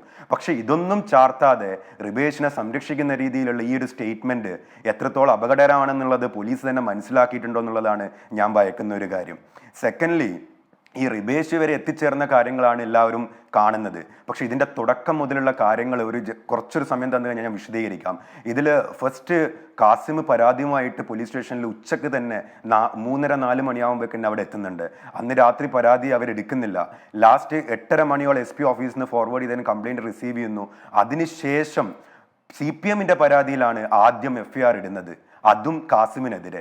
അവിടെ തന്നെ 153 കാസിമിനെതിരെയും കാസിമിൻ്റെ അനുകൂലമായിട്ട് കൊടുത്ത ഇസ്മായിൽ എന്ന് പറയുന്ന നെടുമ്പര യൂത്ത് ലീഗിൻ്റെ കെയർ ഓഫിൽ കൊടുത്ത പരാതിയിൽ അൺനോൺ ആയിട്ട് ഇടുന്ന ഒഫൻസ് 153 ആണ്. രണ്ടും ഒരേ കോസ് ഓഫ് ആക്ഷൻ, ഒരേ ഇഷ്യൂ. പക്ഷേ ലീഗുകാർ കൊടുത്ത കംപ്ലൈൻറ്റിൽ ഇടുന്ന ഒഫൻസ് 153 ബെയിലബിൾ ഒഫൻസ്. അതേ സ്ഥാനത്ത് ലീഗുകാരതിനെതിരെ കൊടുത്ത CPM കൊടുത്ത പരാതിയിൽ 153A. ആ തുടക്കത്തിൽ തന്നെ ഇൻവെസ്റ്റിഗേഷന്റെ ബയാസ്നെസ് പ്രൂവ്ഡ് ആയിരുന്നു. അതുകൊണ്ട് തന്നെയായിരുന്നു കാസിമും പാറക്കൽ അബ്ദുള്ള സാഹിബും ഒക്കെ ഇതിന്റെ പിന്നിൽ നമ്മൾ ഇറങ്ങിച്ചെല്ലണം എന്നും പറഞ്ഞിട്ട് പിറ്റേ ദിവസം മുതൽ ഇതിന്റെ ഫോളോ അപ്പിംഗ് ആയിട്ട് CRPC 154(3) പ്രകാരം SP-ക്ക് കംപ്ലൈന്റ് കൊടുക്കുന്നു. 2 വീക്സ് വെയിറ്റ് ചെയ്തിട്ട് പോലീസിന്റെ ഭാഗത്തു നിന്ന് യാതൊരു ആക്ഷൻ ഇല്ലാത്തത് കാരണം. അതിനുശേഷം SP-യുടെ ഭാഗത്തു നിന്നും യാതൊരു ആക്ഷനും ഇല്ലാതെ പിന്നെ നമുക്ക് ചെയ്യാൻ പറ്റുന്ന ഒരു കാര്യം എന്ന് പറയുന്നത് FIR ഇടുന്നില്ല എന്നും പറഞ്ഞിട്ട് മജിസ്ട്രേറ്റ് കോർട്ടിനെ അപ്രോച്ച് ചെയ്യലാണ്. പക്ഷേ ഈ വിഷയത്തിൽ ഓൾറെഡി FIR ഇട്ടത് കൊണ്ട് നമുക്ക് അതും ചെയ്യാൻ പറ്റില്ല. പിന്നീടാണ് നമ്മൾ ആലോചിച്ച് ഒരു തീരുമാനത്തിലേക്ക് എത്തുന്നത്.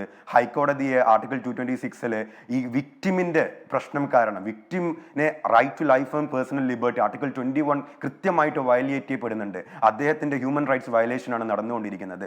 അദ്ദേഹത്തെ ക്രിമിനൽ ആയിട്ടാണ് ജനങ്ങളുടെ മുമ്പിൽ മൊത്തം വെളിപ്പെടുത്തുന്നത്. അതിനെ തടക്കാൻ വേണ്ടിയിട്ട് ഹൈക്കോടതിയെ നമുക്ക് അപ്രോച്ച് ചെയ്യാം എന്നുള്ള രീതിയിലാണ് ഹൈക്കോടതിയിലെ റിട്ട് പെറ്റീഷനുമായിട്ട് നമ്മൾ മുന്നോട്ട് പോകുന്നത്. അതിനു മുമ്പ് നമ്മൾ DGPക്കും പരാതി കൊടുത്തിട്ടുണ്ടായിരുന്നു. യാതൊരു ആക്ഷനും അവരുടെ ഭാഗത്ത് നിന്ന് ഇല്ലാതെയാണ് നമ്മൾ ഹൈക്കോടതി വരെ എത്തുന്നത്.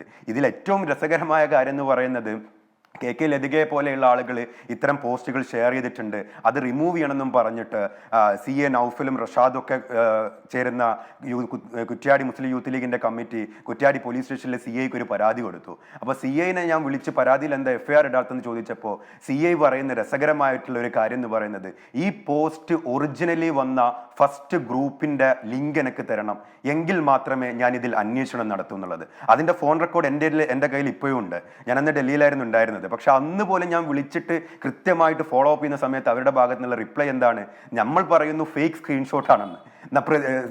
കംപ്ലൈന്റ് കൊടുക്കുന്ന ആളോട് തന്നെ അത് ഇൻവെസ്റ്റിഗേറ്റ് ചെയ്തിട്ട് അതിന്റെ ഉറവിടം എവിടെയാണെന്ന് നിങ്ങൾ ഞങ്ങൾക്ക് പറഞ്ഞുതാ, എന്നാൽ മാത്രമേ ഞങ്ങൾ അന്വേഷണം നടത്തൂ എന്നുള്ളതായിരുന്നു കുറ്റ്യാടി CIയുടെ റിപ്ലൈ. അതിനുശേഷം ഞാൻ അദ്ദേഹത്തോട് തന്നെ പറഞ്ഞു, താങ്കളുടെ മുകളിൽ ഇവിടെ കോടതികളുണ്ടല്ലോ, ഞങ്ങൾ കോടതി അപ്രോച്ച് ചെയ്തോളാം. അങ്ങനെയാണ് നമ്മൾ ഹൈക്കോടതി വരെ ഈ കേസുമായി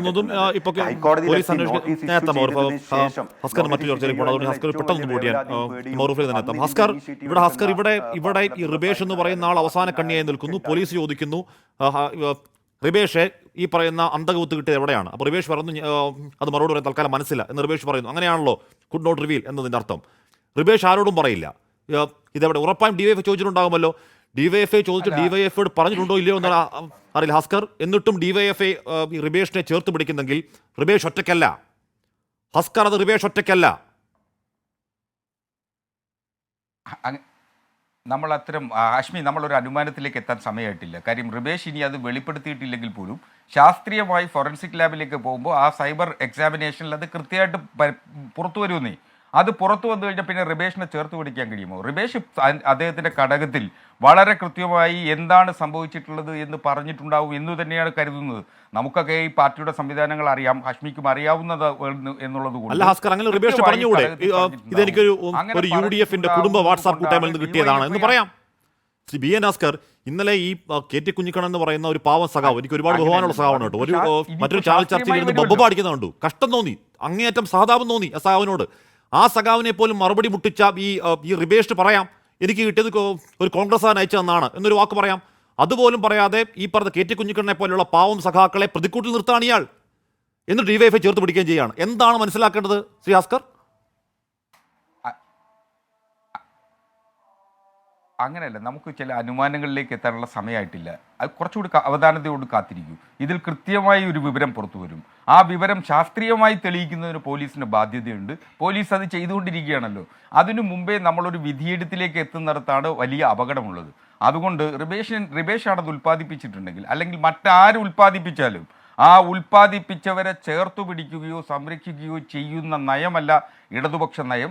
അത് തള്ളി തന്നെ പറയണം എന്നു തന്നെയാണ് ഇടതുപക്ഷം. പക്ഷേ അവിടുത്തെ സാഹചര്യം 24 ഏപ്രിലിലെ സാഹചര്യം കൂടി പരിശോധിക്കുക. അതിനു മുമ്പ് ശൈലജ ടീച്ചർക്കെതിരെ വ്യാപകമായി വിദ്വേഷ പ്രചരണം നടത്തുന്നിടത്താണ് സഖാവ് KK ലതിക അടക്കം അത്തരം ഒരു പോസ്റ്റ് വന്നപ്പോൾ അവർ കൂടി ഷെയർ ചെയ്യുന്ന സാഹചര്യം ഉണ്ടായിട്ടുള്ളത്.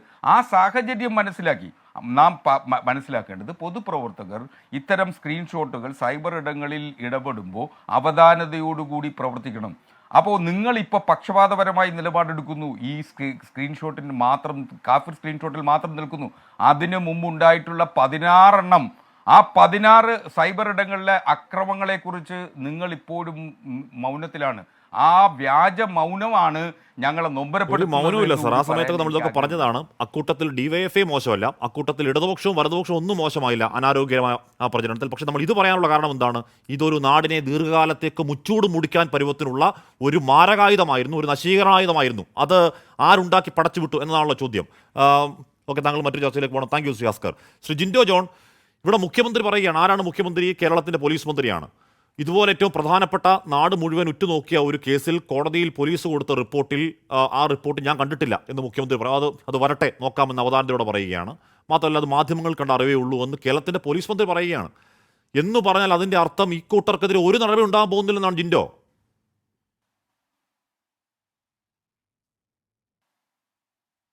അല്ല ഹാഷ്മി, അതിൽ നമ്മൾ അത്ഭുതം വിചാരിക്കേണ്ട കാര്യമില്ല. അദ്ദേഹത്തിൻ്റെ ഒന്നാം മന്ത്രിസഭയിൽ അദ്ദേഹത്തോടൊപ്പം ഇരുന്ന അവരുൾപ്പെടെ വലിയ വാഴ്ത്തിപ്പാടിയ കെ ശൈലജ എന്ന് പറഞ്ഞ വ്യക്തിയെ അവർ പാർലമെന്റ് സ്ഥാനാർത്ഥിയായിട്ട് പ്രസന്റ് ചെയ്തതിന് ശേഷം അവർക്ക് ഇത്രത്തോളം അപമാനകരമായ ഒരു സാഹചര്യം സംജാതമായിട്ട് അതിനെക്കുറിച്ചിട്ടുള്ള അന്വേഷണത്തിൽ കേരളത്തിൻ്റെ മുഖ്യമന്ത്രിക്ക് യാതൊരു അറിവുമില്ല എന്ന് പറഞ്ഞാൽ ഒന്നുകിൽ അദ്ദേഹത്തിൻ്റെ ഉൾപ്പെടെയുള്ള ഉന്നത CPM നേതാക്കന്മാരുടെ അറിവോടെയാണ് ഈ തോന്നിവാസം കാണിച്ചിട്ടുള്ളത്, അല്ലെങ്കിൽ അദ്ദേഹം ഉൾപ്പെടെയുള്ള ആളുകൾ ഇത് ചെയ്തിട്ടുള്ള ആളുകളെ സംരക്ഷിക്കാൻ ശ്രമിക്കുന്നു. രണ്ടിലൊന്നും ഉറപ്പാണ്.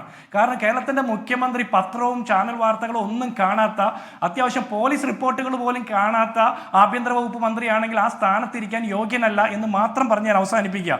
എനിക്ക് ഹസ്കറിനോട് ചോദിക്കാനുള്ള, അദ്ദേഹം പറയുന്നത് കെ ശൈലജ എന്ന് പറഞ്ഞ LDF സ്ഥാനാർത്ഥിയെ കുറിച്ചിട്ട് പോൺ വീഡിയോകൾ പ്രചരിപ്പിച്ചു എന്നാണ്. ഈ ചർച്ച പങ്കെടുക്കുന്ന എത്ര ആളുകൾ അങ്ങനത്തെ കണ്ടിട്ടുണ്ടാവും? ഞാൻ വിചാരിക്കുന്നത് ഞങ്ങൾക്ക് ആർക്കും പരിചയമുള്ള ഒരാൾ പോലും അങ്ങനെ പറഞ്ഞു കേട്ടിട്ടില്ല. CPM നേതാക്കന്മാർ തെരഞ്ഞെടുപ്പ് സമയത്തും അതിനുശേഷമൊക്കെ നിരന്തരം പറയുന്നു, നിങ്ങൾ മാത്രം കണ്ടിട്ടുള്ള അത്തരം പോൺ വീഡിയോകൾ അങ്ങനെയാണെങ്കിൽ ഒന്നുകിൽ നിങ്ങൾ നിർമ്മിച്ചിട്ടുള്ളത്, നിങ്ങൾ പ്രചരിപ്പിച്ചിട്ടുള്ളത്. അങ്ങനെ ഒരു പോൺ വീഡിയോ ഉണ്ടെങ്കിൽ എന്തുകൊണ്ടാണ് കേരളത്തിന്റെ ആഭ്യന്തര വകുപ്പ് മന്ത്രിയായിട്ടുള്ള പിണറായി വിജയനോ അദ്ദേഹത്തിന്റെ കീഴിൽ പ്രവർത്തിക്കുന്ന DGPക്കോ അത് നൽകിക്കൊണ്ട് അതിന്മേൽ നടപടി സ്വീകരിക്കാൻ നിങ്ങൾ ആവശ്യപ്പെടാത്തത്? അങ്ങനെ ഒരു വീഡിയോ ഉണ്ടോ എന്ന് ചോദിച്ചപ്പോൾ കെ ശൈലജ പോലും പിന്നീട് അങ്ങനെ ഞാൻ കണ്ടിട്ടില്ല, പറഞ്ഞു കേട്ടതാണെന്നൊക്കെ പറഞ്ഞ് ഒഴിഞ്ഞു മാറുന്ന സാഹചര്യം ഉണ്ടായിരുന്നു. ഞാനിവിടെ സൂചിപ്പിക്കാൻ ആഗ്രഹിക്കുന്നത്, ഈ പറഞ്ഞ ഈ കാഫിർ സ്ക്രീൻഷോട്ടുമായി ബന്ധപ്പെട്ട വിഷയം ഏപ്രിൽ 25 2:13 റെഡ് എൻകൗണ്ടറിന്റെ വാട്സ്ആപ്പ് ഗ്രൂപ്പിൽ വരുന്നു. റെഡ് എൻകൗണ്ടറിൽ അത് പ്രചരിപ്പിച്ചത് അഡ്മിൻ റിബേഷ്. അതിനുശേഷം 2:30 റെഡ് ബറ്റാലിയനിൽ വരുന്നു. 3 മണിക്ക് അമ്പാടിമുക്ക് സഖാക്കളിൽ വരുന്നു. 8:30 പോരാളി ഷാജിയും അതിനുശേഷം കെ ശൈലജയും. ഞാൻ ചോദിക്കട്ടെ, കേരളത്തിൽ മറ്റൊരു രാഷ്ട്രീയ പ്രസ്ഥാനങ്ങളിൽപ്പെട്ട ആളുകളോ മുന്നണിയിൽപ്പെട്ട ആളുകളോ ഇത് പ്രചരിപ്പിക്കുന്നില്ല. ഈ സ്ക്രീൻഷോട്ട് കിട്ടിയത് തികച്ചും CPMവുമായി ബന്ധമുള്ള ആളുകൾ, CPMന്റെ ഉന്നതരായിട്ടുള്ള നേതാക്കന്മാർ, കെ ലതികയെ പോലുള്ള സംസ്ഥാന കമ്മിറ്റി അംഗങ്ങൾക്ക് മാത്രമാണ്. ഇത് എങ്ങനെയാണ് ഇവർക്ക് മാത്രം കിട്ടുന്നത്? ആകാശത്ത് നിന്ന് മഞ്ഞ പൊഴിയുന്ന പോലെ പൊഴിഞ്ഞു കിട്ടിയതാണോ? ഏത് സോഴ്സിലൂടെയാണ് കിട്ടിയതെന്ന് പറയണ്ടേ? അതിന് അദ്ദേഹം പറഞ്ഞ മറുപടി, ഹസ്കർ പറഞ്ഞ മറുപടി, റിബേഷിനോട് ശാസ്ത്രീയ മാർഗത്തിലൂടെ അന്വേഷണം നടത്തുന്നത്. ശാസ്ത്രീയ മാർഗമൊന്നും വേണ്ട, നുണപരിശോധന നടത്തിയാൽ മതി. ഈ DYFIയുടെ നേതാവിന് ഇത്ര വലിയ ആർജവത്തോടു കൂടി ഇവര് സംഘപരിവാറിനെതിരെ പോരാടുന്ന ആളുകളല്ലേ? ഈ രാജ്യത്തും ഈ ലോകത്ത് മുഴുവൻ പ്രശ്നങ്ങൾക്കെതിരെ അഭിപ്രായം പറയുന്ന ആളുകളല്ലേ? എന്തുകൊണ്ടാണ് റിബേഷ് എന്ന് പറഞ്ഞ DYFIയുടെ ബ്ലോക്ക് പ്രസിഡന്റിന് ഈ വിഷയത്തിൽ ഇത് എവിടെ നിന്നാണ് കിട്ടിയത് എന്ന് പറയാൻ ആർജവമില്ലാത്തത്? അത്രയും നാണം കെട്ട അവസ്ഥയിലാണോ DYFIയുടെ നേതാക്കന്മാർ കേരളത്തിലിരിക്കുന്നത്? മാത്രമല്ല, ഒരു കാര്യം കൂടി സൂചിപ്പിക്കാനുണ്ട്. ഈ ജനാധിപത്യത്തിൽ ഇദ്ദേഹം അധ്യാപകനാണ് എന്നുള്ള വസ്തുതയ്ക്ക് നമ്മൾ ചർച്ച ചെയ്യുന്നുണ്ടല്ലോ. ജയകൃഷ്ണൻ മാസ്റ്റർ എന്ന് പറഞ്ഞ അധ്യാപനെ ക്ലാസ് റൂമിലിട്ട് വെട്ടിക്കൊന്ന കേസിലെ 1-ാം പ്രതിയെ പിന്നീട് CPMന്റെ നേതൃത്വത്തിൽ അതേ സ്കൂളിൽ PTA പ്രസിഡന്റായിട്ട് അവരോധിക്കുന്ന കാഴ്ച നമ്മൾ കേരളത്തിലെ രാഷ്ട്രീയം കണ്ടിട്ടുണ്ട്. അപ്പോൾ ഇത്തരത്തിലുള്ള അധ്യാപകർ പഠിപ്പിക്കുന്ന സ്കൂളിലെ കുട്ടികളെ അവരുടെ ഗതി ഓർത്തിട്ടാണ് നമുക്ക് പരിതാപകരമായിട്ടുള്ള അവസ്ഥ. ഈ റിബേഷിനെ പോലുള്ള അധ്യാപകരെ അധ്യാപക തസ്തികയിൽ മാത്രമല്ല പൊതുപ്രവർത്തന രംഗത്തു കൂടി മാറ്റി നിർത്താനുള്ള ആർജവം CPM കാണണം. കാരണം രാഷ്ട്രീയ രംഗത്ത് മലീമസമായിട്ടുള്ള ഇത്തരം പ്രവണതകൾ വെച്ച് പുലർത്തുന്ന ആളുകൾ, എന്നിട്ട് അതിനുശേഷം പിടിക്കപ്പെടുമ്പോൾ മിണ്ടാതിരിക്കുന്ന, മൗനം പാലിക്കുന്ന ആളുകൾ രാഷ്ട്രീയത്തിന് യോജിച്ചവരല്ല. CPMന് എന്തെങ്കിലും ആത്മാർത്ഥതയുണ്ടെങ്കിൽ, CPMന്റെ നേതാക്കന്മാർക്ക് ബന്ധമില്ലെങ്കിൽ ഇതിനെതിരെ നടപടി സ്വീകരിക്കണ്ടേ? അല്ലെങ്കിൽ MV ജയരാജൻ ചെയ്ത പോലെ മുൻകൂർ ജാമ്യമെടുത്ത് സൈബർ സഖാക്കളെ തള്ളി പറഞ്ഞുകൊണ്ട് ഞങ്ങൾക്ക് ബന്ധമില്ല എന്ന് പറഞ്ഞാൽ കെ ശൈലജ പ്രചരിപ്പിച്ചിട്ടുണ്ട്. അവരൊരു മാപ്പ് പറഞ്ഞിട്ടില്ല. അത് വിശ്വാസത്തിലെടുത്തുകൊണ്ട് കെ ശൈലജ അത് വിശ്വാസത്തിലെടുത്തുകൊണ്ട് ഇലക്ഷന്റെ അന്ന് പോലും പ്രസ്താവന നടത്തിയിട്ടുണ്ട്. കെയിലധികം അത് പ്രചരിപ്പിച്ചിട്ടുണ്ട്. പയ്യോളി ഏരിയ സെക്രട്ടറി പ്രചരിപ്പിച്ചിട്ടുണ്ട്. CPMന്റെ പല മുന്തിയ നേതാക്കന്മാർ ഇത് പ്രചരിപ്പിച്ചിട്ടുണ്ട്. A.A. റഹീം പറഞ്ഞത് ഷാഫി പറമ്പിലിന്റെ പൊളിറ്റിക്കൽ പോയിസൺ എന്നാണ്. A.A. റഹീമിന്റെ ആ പരിപാടി സംഘടിപ്പിച്ച ആളുടെ പേരാ റിബേഷ് രാമകൃഷ്ണൻ. അപ്പൊ A.A. റഹീം ഉത്തരവാദിത്വത്തോടു കൂടിയാണ് ആ പ്രസംഗം നടത്തിയത്. പൂർണ്ണ ഉത്തരവാദിത്വത്തോടുകൂടി DYFI അഖിലേന്ത്യാ നേതാവാണ് പറയുന്നത്. അതേ ഉത്തരവാദിത്വത്തോടെ പൊതുസമൂഹത്തിൽ വന്ന് പറയാനുള്ള ആർജവം A.A. റഹീമിനുണ്ടോ എന്നുള്ളൊരു ചോദ്യമുണ്ട്. പിന്നെ മെറ്റയോട് ചോദിക്കണമെന്ന്, ഈ വക മറ്റേ പണി ചെയ്തിട്ട് പിന്നെ മെറ്റയോട് ചോദിച്ചിട്ട് കേസെടുക്കുള്ളൂ എന്ന് പറഞ്ഞാൽ, യൂത്ത് ലീഗിന്റെ പ്രവർത്തകരെതിരെ കേസെടുക്കാൻ വേണ്ടിയിട്ട് ഏത് മെറ്റയോട് ചോദിച്ചിട്ടാണ് നിങ്ങൾ കേസെടുത്തത്? ഇമ്മീഡിയറ്റ് എഫക്റ്റിൽ കേസെടുത്തില്ലേ? CPMന്റെ DYFIയുടെ നേതാക്കന്മാർക്കെതിരെ കേസെടുക്കുമ്പോൾ എന്തിനാ മെറ്റയുടെയും ഫേസ്ബുക്കിന്റെ പുറകെ പോകുന്നത്? മനസ്സിലാകുന്നില്ല. പിന്നെ സൈദ്ധാന്തിക പിന്തുണയൊക്കെ നൽകി KT കുഞ്ഞികൃഷ്ണനെ പോലുള്ള ആളുകളൊക്കെ ഇതിനെ വലിയ രീതിയിൽ അവതരിപ്പിച്ചു. KN ഗണേഷിനെ പോലുള്ള AKG പഠന ഗവേഷണ കേന്ദ്രത്തിന്റെ നേതാവൊക്കെ ആ വലിയ ചരിത്ര ഗവേഷകരൊക്കെയാണ്. അവരൊക്കെയാണ് ഇത് പ്രചരിപ്പിച്ചത്. ശരി, ഞാൻ ജിൻഡോ, അത് കഴിഞ്ഞ കാലം തെരഞ്ഞെടുപ്പിന് മുമ്പ് വർഗീയത വിജയമാണെന്ന്. തെരഞ്ഞെടുപ്പിന് മുമ്പ് ഒറ്റ കാര്യം പൂർത്തിയാക്കട്ടെ. ഒറ്റ കാര്യം ഹാഷ്മി, ഒറ്റ കാര്യം, ഇവിടെ കാണാതെ പോകുന്ന പലതുമുണ്ട്. നമ്മൾ ലൈഫ് മിഷൻ കോഴക്കേസിനെ കുറിച്ച് ചോദിക്കുമ്പോൾ CCTV ദൃശ്യങ്ങൾ കാണാതെ പോകുന്നു. പ്രളയ ഫണ്ടിനെ കുറിച്ച് ചോദിക്കുമ്പോൾ ആത്മഹത്യ ചെയ്ത അയ്യനാട് സർവീസ് സഹകരണ ബാങ്കിലെ സിയാദിന്റെ ആത്മഹത്യാ കുറിപ്പിന്റെ ഫോറൻസിക് റിപ്പോർട്ട് കാണാതെ പോകുന്നു. KSRTCയിലെ പെൻഡ്രൈവ് കാണാതെ പോകുന്നു. കാഫിർ സ്ക്രീൻഷോട്ടിന്റെ ഉറവിടം കാണാതെ പോകുന്നു. ഞാൻ ചോദിക്കട്ടെ, CPMന്റെ പ്രഖ്യാപിത നിലപാടാണ് ഈ പറഞ്ഞ RSSന്റെയും സംഘപരിവാറിന്റെ പ്രചരണായുധമായിട്ടുള്ള മുസ്ലിം വിരുദ്ധത കൃത്യമായിട്ട് എടുത്തു ഉപയോഗിക്കുന്നത്. VS അച്യുതാനന്ദന്റെ നാവിൽ നിന്ന് പറഞ്ഞ വാക്കുകളാ ഉത്തരേന്ത്യയിലടക്കം ഉത്തർപ്രദേശിലടക്കം യോഗി ആദിത്യനാഥ് ലവ് ജിഹാദിന് വേണ്ടി പ്രചരിപ്പിക്കാൻ ഉപയോഗിക്കുന്നത്. ഇവരെന്തെങ്കിലും തിരുത്തി പറഞ്ഞോ? വിജയരാഘവനെ പോലുള്ള നേതാക്കന്മാരുടെ പ്രസ്താവനകൾ ഇവർ തിരുത്തി പറഞ്ഞോ? മലപ്പുറത്തെ കുട്ടികൾ കോപ്പി അടിച്ച പരീക്ഷ ജയിക്കുന്നെന്ന് പറഞ്ഞത് ഇവർ തിരുത്തി പറഞ്ഞോ? ഈരാറ്റുപേട്ട പ്രത്യേക സ്വഭാവമുള്ള സ്ഥലമാണെന്ന് പറഞ്ഞത് തിരുത്തി പറഞ്ഞോ? പോലീസ് റിപ്പോർട്ട് തിരുത്തി പറഞ്ഞോ? ആലുവയ്ക്ക് പ്രത്യേക സ്വഭാവമുണ്ടെന്ന് പിണറായി വിജയൻ പറഞ്ഞ് തിരുത്തി പറഞ്ഞോ? അപ്പൊ ഇതൊന്നും ഇവർ തിരുത്തിയിട്ടില്ല. പക്ഷെ ഇവർ തിരുത്താൻ ആഗ്രഹിക്കുന്നത് ഇവരുടെ പാർട്ടി പ്രവർത്തനമാണെന്ന് പറയുന്നു. ഇവർ തിരുത്താൻ ആഗ്രഹിക്കുന്നത് ഇവരെ ചോദ്യം ചെയ്ത ആളുകളെ മാത്രമാണ്. ഇവരുടെ നേതാക്കന്മാരെയല്ല. റിബേഷ് രാമകൃഷ്ണനെ പിടിച്ച് കൃത്യമായിട്ട് ചോദ്യം ചെയ്താൽ ഉത്തരം കിട്ടും. ചോദ്യം ചെയ്യുമോ എന്നാണ് CNV ബാലകൃഷ്ണൻ. ഇവിടെ ഈ വടകരയിൽ ഷാഫി ജയിച്ചാൽ അത് ജനാധിപത്യത്തിന്റെ വിജയമല്ല, അത് വർഗീയതയുടെ വിജയമാണെന്ന് പറയേണ്ടി വരുമെന്ന് പറഞ്ഞ് ഇലക്ഷന്റെ തൊട്ടു പിറ്റേന്നാൾ മുതൽ അതിഭീകരമായ സൈബർ സ്പേസിൽ പ്രചണ്ഡ പ്രചരണമായിരുന്നു. ശരി, അത് മതമാണല്ലോ പറഞ്ഞത്. ഇനി വടകരയുടെ റിലീജിയസ് ഡിനോമിനേഷൻ നോക്കിയാൽ 70% വർഗീയത അറിയാത്ത ഹൈന്ദവ സഹോദരങ്ങളാണ്, 27%മാണ് വർഗീയത അറിയാത്ത മുസ്ലിങ്ങൾ. എത്ര വോട്ടിനാണ് ശൈലജയുടെ വമ്പൻ തോൽവി? 1,14,000 വോട്ടുകൾക്കാണ്. ഷാഫിക്ക് ഏറ്റവും കൂടുതൽ ലീഡ് കിട്ടിയ മണ്ഡലം ഏതാണ്? നാദാപുരമാണോ തലശ്ശേരിയാണോ? അല്ല, അത് കൊയിലാണ്ടിയാണ്. തലശ്ശേരിയിൽ ലീഡ് കൂടുതലുള്ള ആർക്കാണ്? CNV ബാലകൃഷ്ണൻ ആ ദിവസങ്ങളിലും അതിനുശേഷവും വർഗീയ വോട്ടെന്ന പ്രചരണത്തിന് മണ്ടക്കടിക്കുന്നതാണ് പിന്നീട് വന്ന ഈ പറഞ്ഞ വടകരയുടെ വെർഡിക്റ്റ്. ഇത് അങ്ങ് ഏപ്രിൽ 19 താങ്കളൊരു ഫേസ്ബുക്ക് പോസ്റ്റ് ഇടുന്നുണ്ട്. കള്ളത്തീയന് വോട്ടില്ല, കോടോത്തീയന് വോട്ടില്ല, CH കണാറിന് വോട്ടില്ല. പണ്ട് 1957 നാദാപുരം മണ്ഡലത്തിൽ അവിഭക്ത കമ്മ്യൂണിസ്റ്റ് പാർട്ടി സ്ഥാനാർത്ഥിയായി മത്സരിച്ച CH കണാറിന് പരാജയപ്പെടുമെന്ന് ഉറപ്പായി. പാർട്ടി താഴെക്കടങ്ങളിൽ നിന്ന് ശേഖരിച്ച കണക്ക് പ്രകാരം CH തോൽക്കുമെന്ന് പാർട്ടി ഉറപ്പിക്കുകയായിരുന്നു. അന്ന് ഇന്നത്തെ പോലെയല്ല, താഴെക്കടങ്ങൾ നൽകുന്ന കണക്ക് കൃത്യമായിരിക്കും. വോട്ടെടുപ്പ് അടുക്കാറാകുമ്പോഴേക്കും പാർട്ടി കണക്ക് തയ്യാറാക്കും. പരാജയം ഉറപ്പാണെങ്കിൽ മറുതന്ത്രങ്ങൾ ആലോചിക്കും. അത്തരത്തിൽ നടത്തിയ ഒരു തന്ത്രം എന്നാണ് താങ്കളുടെ ആ ഫേസ്ബുക്ക് പോസ്റ്റ്. അന്ന് താങ്കൾ ഒരുപാട് വേട്ടയാടപ്പെട്ടതാണ്. ചേർത്ത് വായിക്കാം താങ്കളുടെ ആ ഫേസ്ബുക്ക് പോസ്റ്റുമായി ഇന്നത്തെ സാഹചര്യം. CNV ബാലകൃഷ്ണൻ.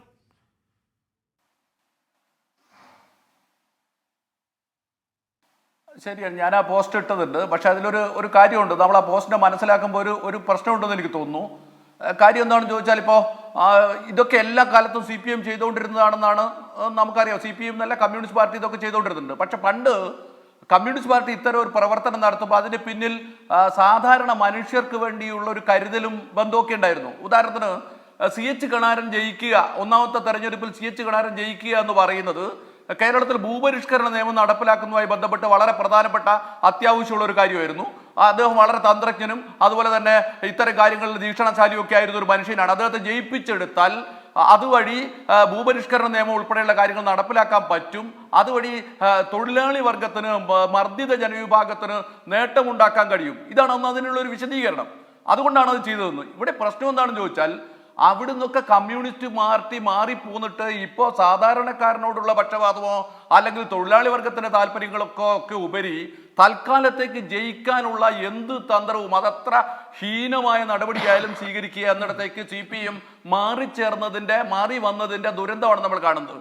CPMന്റെ ആളുകൾക്ക് മനസ്സിലാവാത്ത ഒരു കാര്യം എന്താണെന്ന് ചോദിച്ചാൽ, പണ്ട് ഇപ്പോൾ CH കണാരൻ്റെ ഈ പോസ്റ്ററൊക്കെ വരുന്നൊരു കാലത്ത് അന്ന് നമ്മൾ കമ്മ്യൂണിക്കേഷൻ അല്ലെങ്കിൽ മീഡിയ എന്നൊക്കെ പറയുന്നത് വളരെ നിസ്സാരമാണ്. കുറച്ച് ഒരു ഗ്രാമത്തിനകത്ത് 4-5 പത്രം വരുന്നു, അത് കുറച്ച് ആളുകൾ വായിക്കുന്നു, അതിനപ്പുറത്തോട്ട് ടെലിവിഷനും കാര്യങ്ങളും ഒന്നുമില്ല, റേഡിയോയിലൊന്നും ഇതുപോലുള്ള കാര്യങ്ങൾ വരുന്നില്ല. അപ്പോൾ അവിടെ CPMന് ഇത്തരത്തിലുള്ള കാര്യങ്ങളൊക്കെ ഒരുപക്ഷെ നടത്താൻ പറ്റും. പക്ഷെ ഇന്ന് നമ്മൾ കമ്മ്യൂണിക്കേഷൻ വലിയ തോതിൽ വികസിച്ചൊരു സമൂഹത്തിലാണ് ജീവിക്കുന്നത്.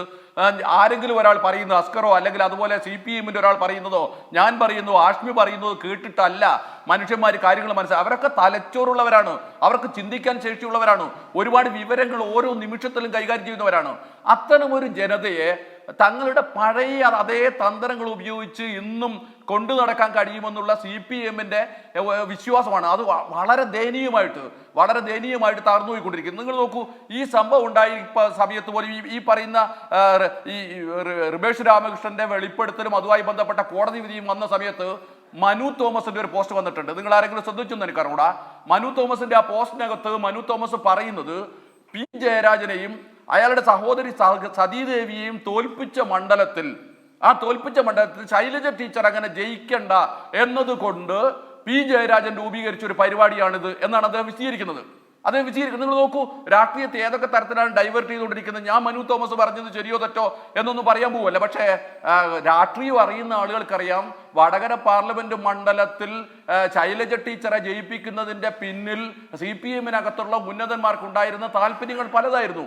ഒന്ന്, ശൈലജ ടീച്ചർ എന്ന് പറയുന്നത് ഈ കേരളത്തിൽ ഒരു മുഖ്യമന്ത്രി സ്ഥാനത്തേക്ക് വരണമെന്ന് ആളുകൾ ആഗ്രഹിച്ചൊരു ഒരു വനിതയായിരുന്നു. അവരെ കേരളത്തിൽ നിന്ന് കെട്ടുകെട്ടിക്കുക എന്ന് പറയുന്നത് കേരളത്തിൽ ഈ അധികാരം കൈവശം വെച്ച് പോകണം എന്ന് ആഗ്രഹിക്കുന്ന CPM നേതാക്കളിൽ പലരുടെയും താല്പര്യമായിരുന്നു. അത് മാത്രമല്ല, ശൈലജ ടീച്ചർ മത്സരിച്ച് ജയിച്ച മട്ടന്നൂർ പോലൊരു മണ്ഡലം വലിയ ഭൂരിപക്ഷത്തിന് CPM-ന് ജയിക്കാൻ കഴിയുന്ന മണ്ഡലമാണ്. അപ്പോൾ ശൈലജ ടീച്ചറെ MP ആക്കി മാറ്റുമ്പോൾ ഈ പറയുന്ന മട്ടന്നൂർ മണ്ഡലത്തിൽ പി ശശി എന്ന് പറയുന്ന മനുഷ്യനെ മത്സരിപ്പിക്കാനും അതുവഴി കേരള നിയമസഭയിലേക്ക് കൊണ്ടുവരുന്നതിനൊക്കെ ഉള്ള പ്രവർത്തനങ്ങൾ ഇതിന്റെ പിന്നാമ്പുറത്ത് നടന്നിരുന്നു എന്നുള്ളത് CPM-ന്റെ അധികാരത്തിന്റെ ഇടനാഴികളിലും താഴെയൊക്കെ ഇപ്പോ ബി ജയരാജിലേക്ക് ഒന്ന് പോകണം. ബി ജയരാജ് ഇവിടെ ഏറ്റവും ചുരുങ്ങിയ പക്ഷം ഞാൻ ഒറ്റ കാര്യം പറഞ്ഞ് അവസാനിപ്പിച്ചു.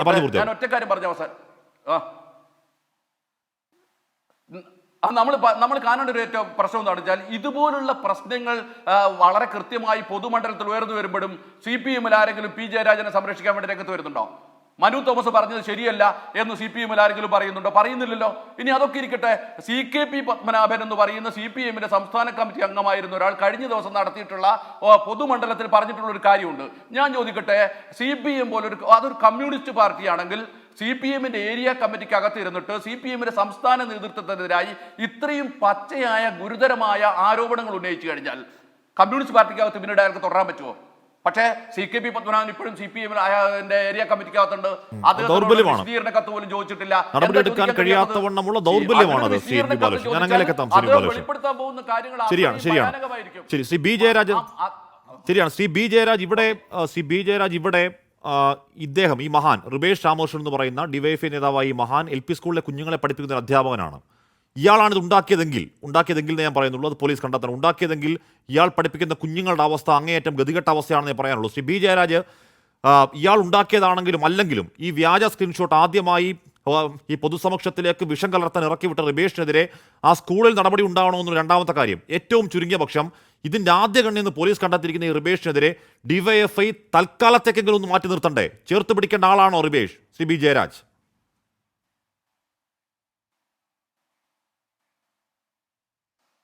ഹഷ്മി, ഇതിൻ്റെ അന്വേഷണങ്ങൾ നടത്തിക്കൊണ്ടിരിക്കുകയാണ്. അതിനു മുമ്പ് നമ്മൾ ജമ്പിങ് ഇൻ ടു കൺക്ലൂഷൻസ് ഒട്ടും ശരിയല്ല.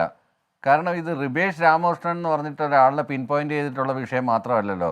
ആ ഇലക്ഷനുമായിട്ട് ബന്ധപ്പെട്ട് ഒരുപാട് വിഷയങ്ങളുണ്ടായി. നേരത്തെ ഉണ്ടായ മാതൃഭൂമിയുടെ മറ്റേ ഓൺലൈൻ പത്രത്തിൻ്റെ കവർ പേജ് അതുപോലെ ഫോർജ് ചെയ്തുണ്ടാക്കി. അതുപോലെ നമ്മുടെ കാന്തപുരം അബൂബക്കർ മുസ്ലിയാറിൻ്റെ ഒരു ലെറ്റർ ഹെഡ് ഫോർജ് ചെയ്തുണ്ടാക്കി. ഇങ്ങനെ ഒരുപാട് വിഷയങ്ങളുണ്ട്. ഇത് ഒരൊറ്റപ്പെട്ട വിഷയം മാത്രമല്ല. ഈ ഒരു വിഷയം മാത്രം എടുത്തുകൊണ്ട് നമുക്കിതിനെ മൊത്തത്തിൽ ഇങ്ങനെ ഒരാളെ പിൻ പോയിന്റ് ചെയ്ത് കുറ്റം പറയാനൊന്നും പറ്റില്ല. കാരണം എന്താ വെച്ച് കഴിഞ്ഞാൽ റിജേഷ് രാമകൃഷ്ണനെ പോലെ ഒരു വ്യക്തിയാണ് അത് ചെയ്തതെന്ന് ഉറപ്പായി കഴിഞ്ഞാൽ റിബേഷ് രാമകൃഷ്ണനെതിരെ നടപടി ഉണ്ടാകും. റിബേഷ് രാമകൃഷ്ണനെതിരെ നിയമ നടപടികൾ സ്വീകരിക്കുക. അയാൾ കുറ്റക്കാരനാണെങ്കിൽ അയാൾ ശിക്ഷിക്കപ്പെടണമെന്ന് തന്നെയാണ് എൻ്റെ അഭിപ്രായം. അതിനകത്ത് യാതൊരു അഭിപ്രായ വ്യത്യാസമില്ല. കാരണം അങ്ങനെയുള്ളൊരു പോസ്റ്റാണത്. പിന്നെ ഇത്തരത്തിലുള്ള പ്രചരണങ്ങൾ നടത്തി ഇതൊരു കാര്യം നമ്മൾ നോക്കണമെന്ന് വെച്ചാൽ ഒരു പ്രതിഭാസം ഉണ്ടാകുന്നുണ്ടെങ്കിൽ ഇതുകൊണ്ട് ഗുണം ആർക്ക്, ഇതുകൊണ്ട് കോട്ട ആർക്ക്, നേട്ടം ആർക്ക്, കോട്ട ആർക്കെന്ന് നോക്കുമ്പോൾ ഇതിനകത്ത് നേട്ടം ഉണ്ടായിട്ടുള്ളത് UDF-നാണ്. അപ്പൊ പിന്നെ സ്വാഭാവികമായിട്ട് ഇത് ഏത് കേന്ദ്രങ്ങളിൽ നിന്ന് 70% ഹൈന്ദവ സഹോദര പോപ്പുലേഷൻ ഉള്ള മണ്ഡലത്തിൽ ഇത്തരം ഒരു പ്രചരണം ഉണ്ടായി നേട്ടം ഉണ്ടാവേണ്ട ആർക്കാണ്? ബി ജയരാജ്, 70% ഹൈന്ദവ പോപ്പുലേഷൻ ഉള്ള ഒരു മണ്ഡലത്തിൽ ഇത്തരത്തിലുള്ള ഒരു നെറികെട്ട പ്രചരണം ഉണ്ടായ അതിൽ നേട്ടമുണ്ടാകേണ്ടത് ആർക്കാണ്? ആ നേട്ടം ഉണ്ടാവേണ്ടത് ആർക്കാണ്? ഷാഫി ജയിച്ചത് എത്ര വോട്ടിനാണ്? ഷാഫിക്ക് ഏറ്റവും കൂടുതൽ ഭൂരിപക്ഷം ഉണ്ടായത് ഏത് മണ്ഡലത്തിലാണ്? ജനാധിപത്യ വോട്ടിനെ നിങ്ങൾ വർഗീയ വോട്ടാക്കി ചിത്രീകരിച്ചു. അത് പരിഹാരമില്ലാത്ത പാപകർമ്മമാണ് ജയരാജ്. ലോക്സഭാ തെരഞ്ഞെടുപ്പാണ്. ലോക്സഭാ തെരഞ്ഞെടുപ്പിന്റെ സാഹചര്യം വ്യത്യസ്തമാണ്. ലോക്സഭാ തെരഞ്ഞെടുപ്പിന്റെ സാഹചര്യം വ്യത്യസ്തമാണ്. അതിന് മണ്ഡലം വെച്ചോ പഞ്ചായത്ത് വെച്ചോ അവിടെ വോട്ട് കുറഞ്ഞു ഇവിടെ വോട്ട് കൂടിയെന്നൊന്നും പറഞ്ഞിട്ട് നമുക്ക് അതിനെ അങ്ങനെ കാൽക്കുലേറ്റ് ചെയ്യാൻ പറ്റില്ല. ത്രിതല പഞ്ചായത്ത് തെരഞ്ഞെടുപ്പ് വ്യത്യാസമാണ്, നിയമസഭാ തെരഞ്ഞെടുപ്പ് വ്യത്യാസമാണ്, ലോക്സഭാ തെരഞ്ഞെടുപ്പ് വ്യത്യാസമാണ്. അന്നത്തെ കേരളത്തിന്റെ രാഷ്ട്രീയ സാഹചര്യത്തിൽ കോൺഗ്രസിന്റെ എംപിമാർ ഇവിടുന്ന് അവിടെ മുസ്ലിം വോട്ട് കൂടുതൽ എത്ര മണ്ഡലങ്ങളാണ് ജയരാജന് അറിയാവോ? അങ്ങനെ ഉണ്ടെങ്കിൽ BJP അവിടെ മുസ്ലിം വോട്ട് കൂടുതലുള്ള എത്ര മണ്ഡലങ്ങൾ ജയരാജന് അറിയാവോ? തലശ്ശേരി ലീഡ് എടുത്ത ആരാണെന്ന് അറിയാവോ സർ? തലശ്ശേരി മണ്ഡലത്തിൽ ലീഡ് നേടിയത് ആരാണ്? എന്നിട്ട് വർഗീയ വോട്ടെന്ന പിന്നെയും പിന്നെ അധിക്ഷേപിക്കുന്ന വടകരക്കാർ. തലശ്ശേരി അതാണ് ഞാൻ പറഞ്ഞ മണ്ഡലം തിരിച്ചുള്ള കണക്കല്ല ഇവിടെ നോക്കേണ്ടുന്നത്. മണ്ഡലം തിരിച്ചുള്ള കണക്കൊക്കെ എന്തൊരു പൊട്ടത്തരമാണ് ലോക്സഭാ തെരഞ്ഞെടുപ്പിൽ. ആ മണ്ഡലത്തിൽ അങ്ങനെയാണെങ്കിൽ തൃശ്ശൂർ എങ്ങനെയാണ് വോട്ട് പോയേക്കുന്നത്? പല സ്ഥലത്തും ജയിച്ചിട്ടുള്ള സ്ഥലങ്ങളിൽ തോറ്റിട്ടുണ്ട്. അങ്ങനെ പല സ്ഥലങ്ങളിലും ജയരാജെ അവിടെ ഷാഫി ജയിച്ചാൽ അത് ജനാധിപത്യത്തിന്റെ വിജയമല്ല, അത് മതത്തിന്റെയും വർഗീയതയുടെയും വിജയമാണ്. നിങ്ങളുടെ സൈബർ സ്പേസ് ഓരിയിട്ടതാണ്. അപ്പോഴത്തെ രാഷ്ട്രീയ സാഹചര്യം വ്യത്യസ്തമായിരുന്നു. ശ്രീ ബി ജയരാജ്, അവിടെ ഷാഫി ജയിക്കുകയാണെങ്കിൽ അത് ജനാധിപത്യത്തിന്റെ വിജയമല്ല, അത് വർഗീയതയുടെ വിജയമാണ്. നിങ്ങളുടെ സൈബർ സ്പേസ് ഒന്നാകെ പ്രചണ്ഡമായി ഓരിയിട്ടതാണ്. ഈവൻ ഈ ഷാഫി പറമ്പിൽ ഞാൻ പറയട്ടെ ഷാഫി പറമ്പിൽ വിദേശത്ത് നടത്തിയ പല മീറ്റിങ്ങുകളിലും ഷാഫി പറമ്പിൽ പച്ചയായ രീതിയിൽ പറമ്പിലിന് വേണ്ടി പച്ചയായ രീതിയിൽ വർഗീയത പറഞ്ഞ് തന്നെയാണ് ആളുകളുടെ ഫണ്ട് സമാഹരിച്ചിരിക്കുന്നത്. അബുദാബിയിലും ദുബായിലും നടന്ന മീറ്റിങ്ങുകളുടെ റെക്കോർഡിംഗ് എന്റെ കയ്യിലുണ്ട്.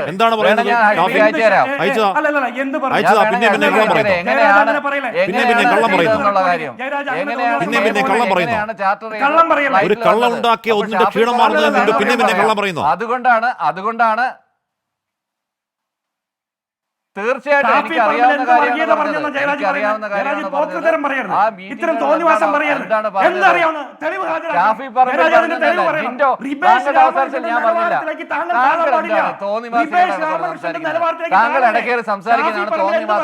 താങ്കൾ ഇടയ്ക്കേറി സംസാരിക്കുന്നതാണ് തോന്നിവാസം, അല്ലാതെ ഞാൻ പറയുന്നതല്ല. ഇയാൾക്ക് മുഖ്യമന്ത്രി തോന്നിവാസിയാണ്, ബാക്കിയുള്ളവർ പറയുന്നതല്ല തോന്നിവാസമാണെങ്കിൽ ആദ്യമേ കണ്ണാടി പിടിച്ച് മുഖത്തേക്ക് നോക്കുക, എന്നിട്ട് തീരുമാനിക്കുക ആരാണ് തോന്നിവാസി എന്ന്. ആ തോന്നിവാസത്തിന്റെ കാര്യത്തിൽ ഒരു തീരുമാനം ഉണ്ടാക്കിയിട്ട് ചർച്ച തുടരാം.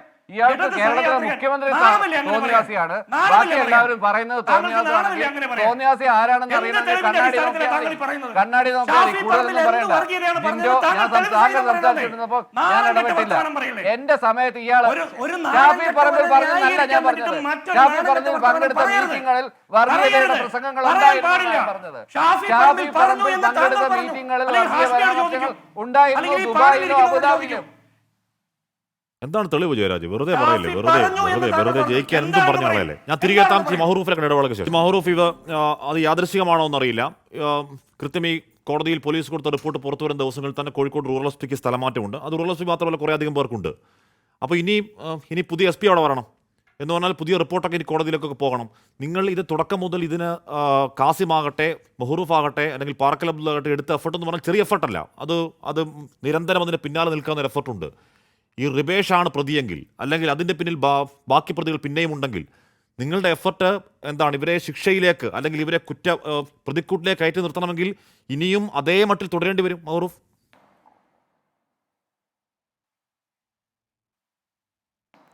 ഇത് തുടക്കം മുതലേ പോലീസിൻ്റെ അനാസ്ഥയും പോലീസിൻ്റെ ബയാസ്നെസ്സും വളരെ വ്യക്തമായിരുന്നു ഈ കേസിൽ. ഇതിൽ കമ്മ്യൂണൽ ടാഗ് വടകര അല്ലെങ്കിൽ കുറ്റ്യാടി നാദാപുരം പ്രദേശത്ത് ഇലക്ഷൻ പ്രചരണങ്ങൾ വരുമ്പോൾ ചാർപ്പ കുത്തി കൊടുക്കുന്ന ഒരു രീതി വളരെ മുമ്പും ഉണ്ടായിട്ടുള്ളതാണ്. കുറ്റ്യാടിയിൽ പാറക്കൽ അബ്ദുള്ള 2016 മത്സരിച്ച സമയത്ത് രാഹുൽ ഗാന്ധി എന്തോ കാരണവശാൽ അവിടെ വിസിറ്റ് ചെയ്യാത്തത് കാരണം അന്ന് നോട്ടീസ് ഇറക്കിയ ടീമാണ് ഇടതുപക്ഷം. അതിൽ നോട്ടീസിൽ പറയുന്നുണ്ടായിരുന്നത് പാറക്കൽ അബ്ദുള്ള വർഗീയവാദിയാണ്, അല്ലെങ്കിൽ അൽ ഖയ്ദയുമായിട്ട് ബന്ധമുണ്ട്, താലിബാനുമായിട്ട് ബന്ധമുണ്ട് എന്നുള്ള ഒരു ഇന്റലിജൻസ് റിപ്പോർട്ട് കിട്ടിയതിൻ്റെ അടിസ്ഥാനത്തിലാണ് രാഹുൽ ഗാന്ധി കുറ്റ്യാടിയിൽ വരാതിരുന്നത് എന്നുള്ളത്. ഇത്തരം രീതിയിലുള്ള ചാപ്പ കുത്തലുകൾ മുമ്പും കുറ്റ്യാടി നാദാപുരം മണ്ണിൽ നടന്നുകൊണ്ടിരിക്കുന്ന ഒരു കാര്യമാണ്. അതുപോലെ തന്നെ ഈ ഒരു വിഷയം വന്നപ്പോൾ നമ്മൾ വളരെ ശ്രദ്ധിക്കേണ്ട ഒരു കാര്യം എന്ന് വെച്ച് കഴിഞ്ഞാൽ, കാസിം കേവലം ഒരു മൊബൈൽ ഷോപ്പ് നടത്തി ജീവിതം മുന്നോട്ട് കൊണ്ടുപോകുന്ന ആളാണ്.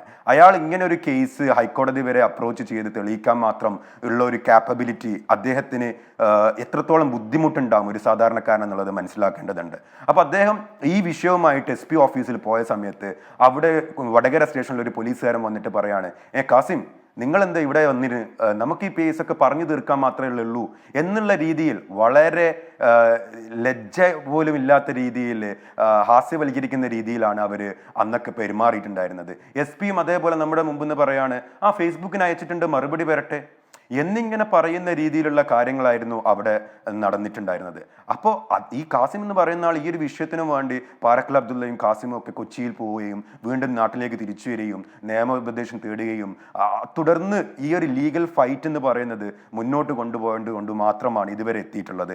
അതിനുശേഷം ഇപ്പം നിലവിൽ സംഭവിച്ചുകൊണ്ടിരിക്കുന്നതെന്ന് വെച്ച് കഴിഞ്ഞാൽ കഴിഞ്ഞ ഹിയറിംഗിൽ 12-ാം തീയതി ഹൈക്കോടതിയിൽ നിന്ന ഹിയറിംഗിലാണ് അവർ പറഞ്ഞ ഒരു അഡീഷണൽ അഫിഡവിറ്റ് സബ്മിറ്റ് ചെയ്തിട്ടുണ്ട്. കേസ് ഡയറിക്കായിരുന്നു ജഡ്ജ് കോൾ ചെയ്തിട്ടുള്ളത്. കേസ് ഡയറി ഈ വരുന്ന 21 കോൾ ചെയ്യുന്നതാണ്. അപ്പോൾ 21 മുമ്പായിട്ട് കേസ് ഡയറി കൂടെ പുറത്തു വരുന്നതോടുകൂടി ഈ കേസിൽ വലിയൊരു ഡെവലപ്മെന്റ് ഉണ്ടാവുമെന്ന് തന്നെയാണ് വിശ്വസിക്കുന്നത്. അതുപോലെ തന്നെ എന്തായാലും കേസ് ഡയറിയും സകല വിവരങ്ങളും പുറത്തേക്ക് വരട്ടെ. റിബേഷ് അല്ല, അതിനപ്പുറത്തേക്ക് ആരെങ്കിലും ഉണ്ടെങ്കിൽ അവരൊക്കെ കേരളത്തിന്റെ മുന്നിൽ നിന്നിരായി നിൽക്കുമോ എന്നുള്ള കാര്യം നമുക്ക് കാത്തിരുന്ന് കാണാം. എന്തായാലും ഒരു കാര്യം, 10 വോട്ടിന് വേണ്ടി ആരുമായിക്കോട്ടെ, റിബേഷ് ആയിക്കോട്ടെ, ഏത് പാർട്ടിക്കാരുമായിക്കോട്ടെ, 10 വോട്ടിന് വേണ്ടി നാടിനെ കൊലയ്ക്ക് കൊടുക്കാനും പരുവത്തിന്, നാടിനെ ഒറ്റ കൊടുക്കാനും പരുവത്തിന് ഇത്തരം നെറുകേടുകൾ കാട്ടാതിരിക്കാനുള്ള ഒരു മുൻ അനുഭവമെങ്കിലും ആകട്ടെ ഈ എൻ്റെ എപ്പിസോഡ്.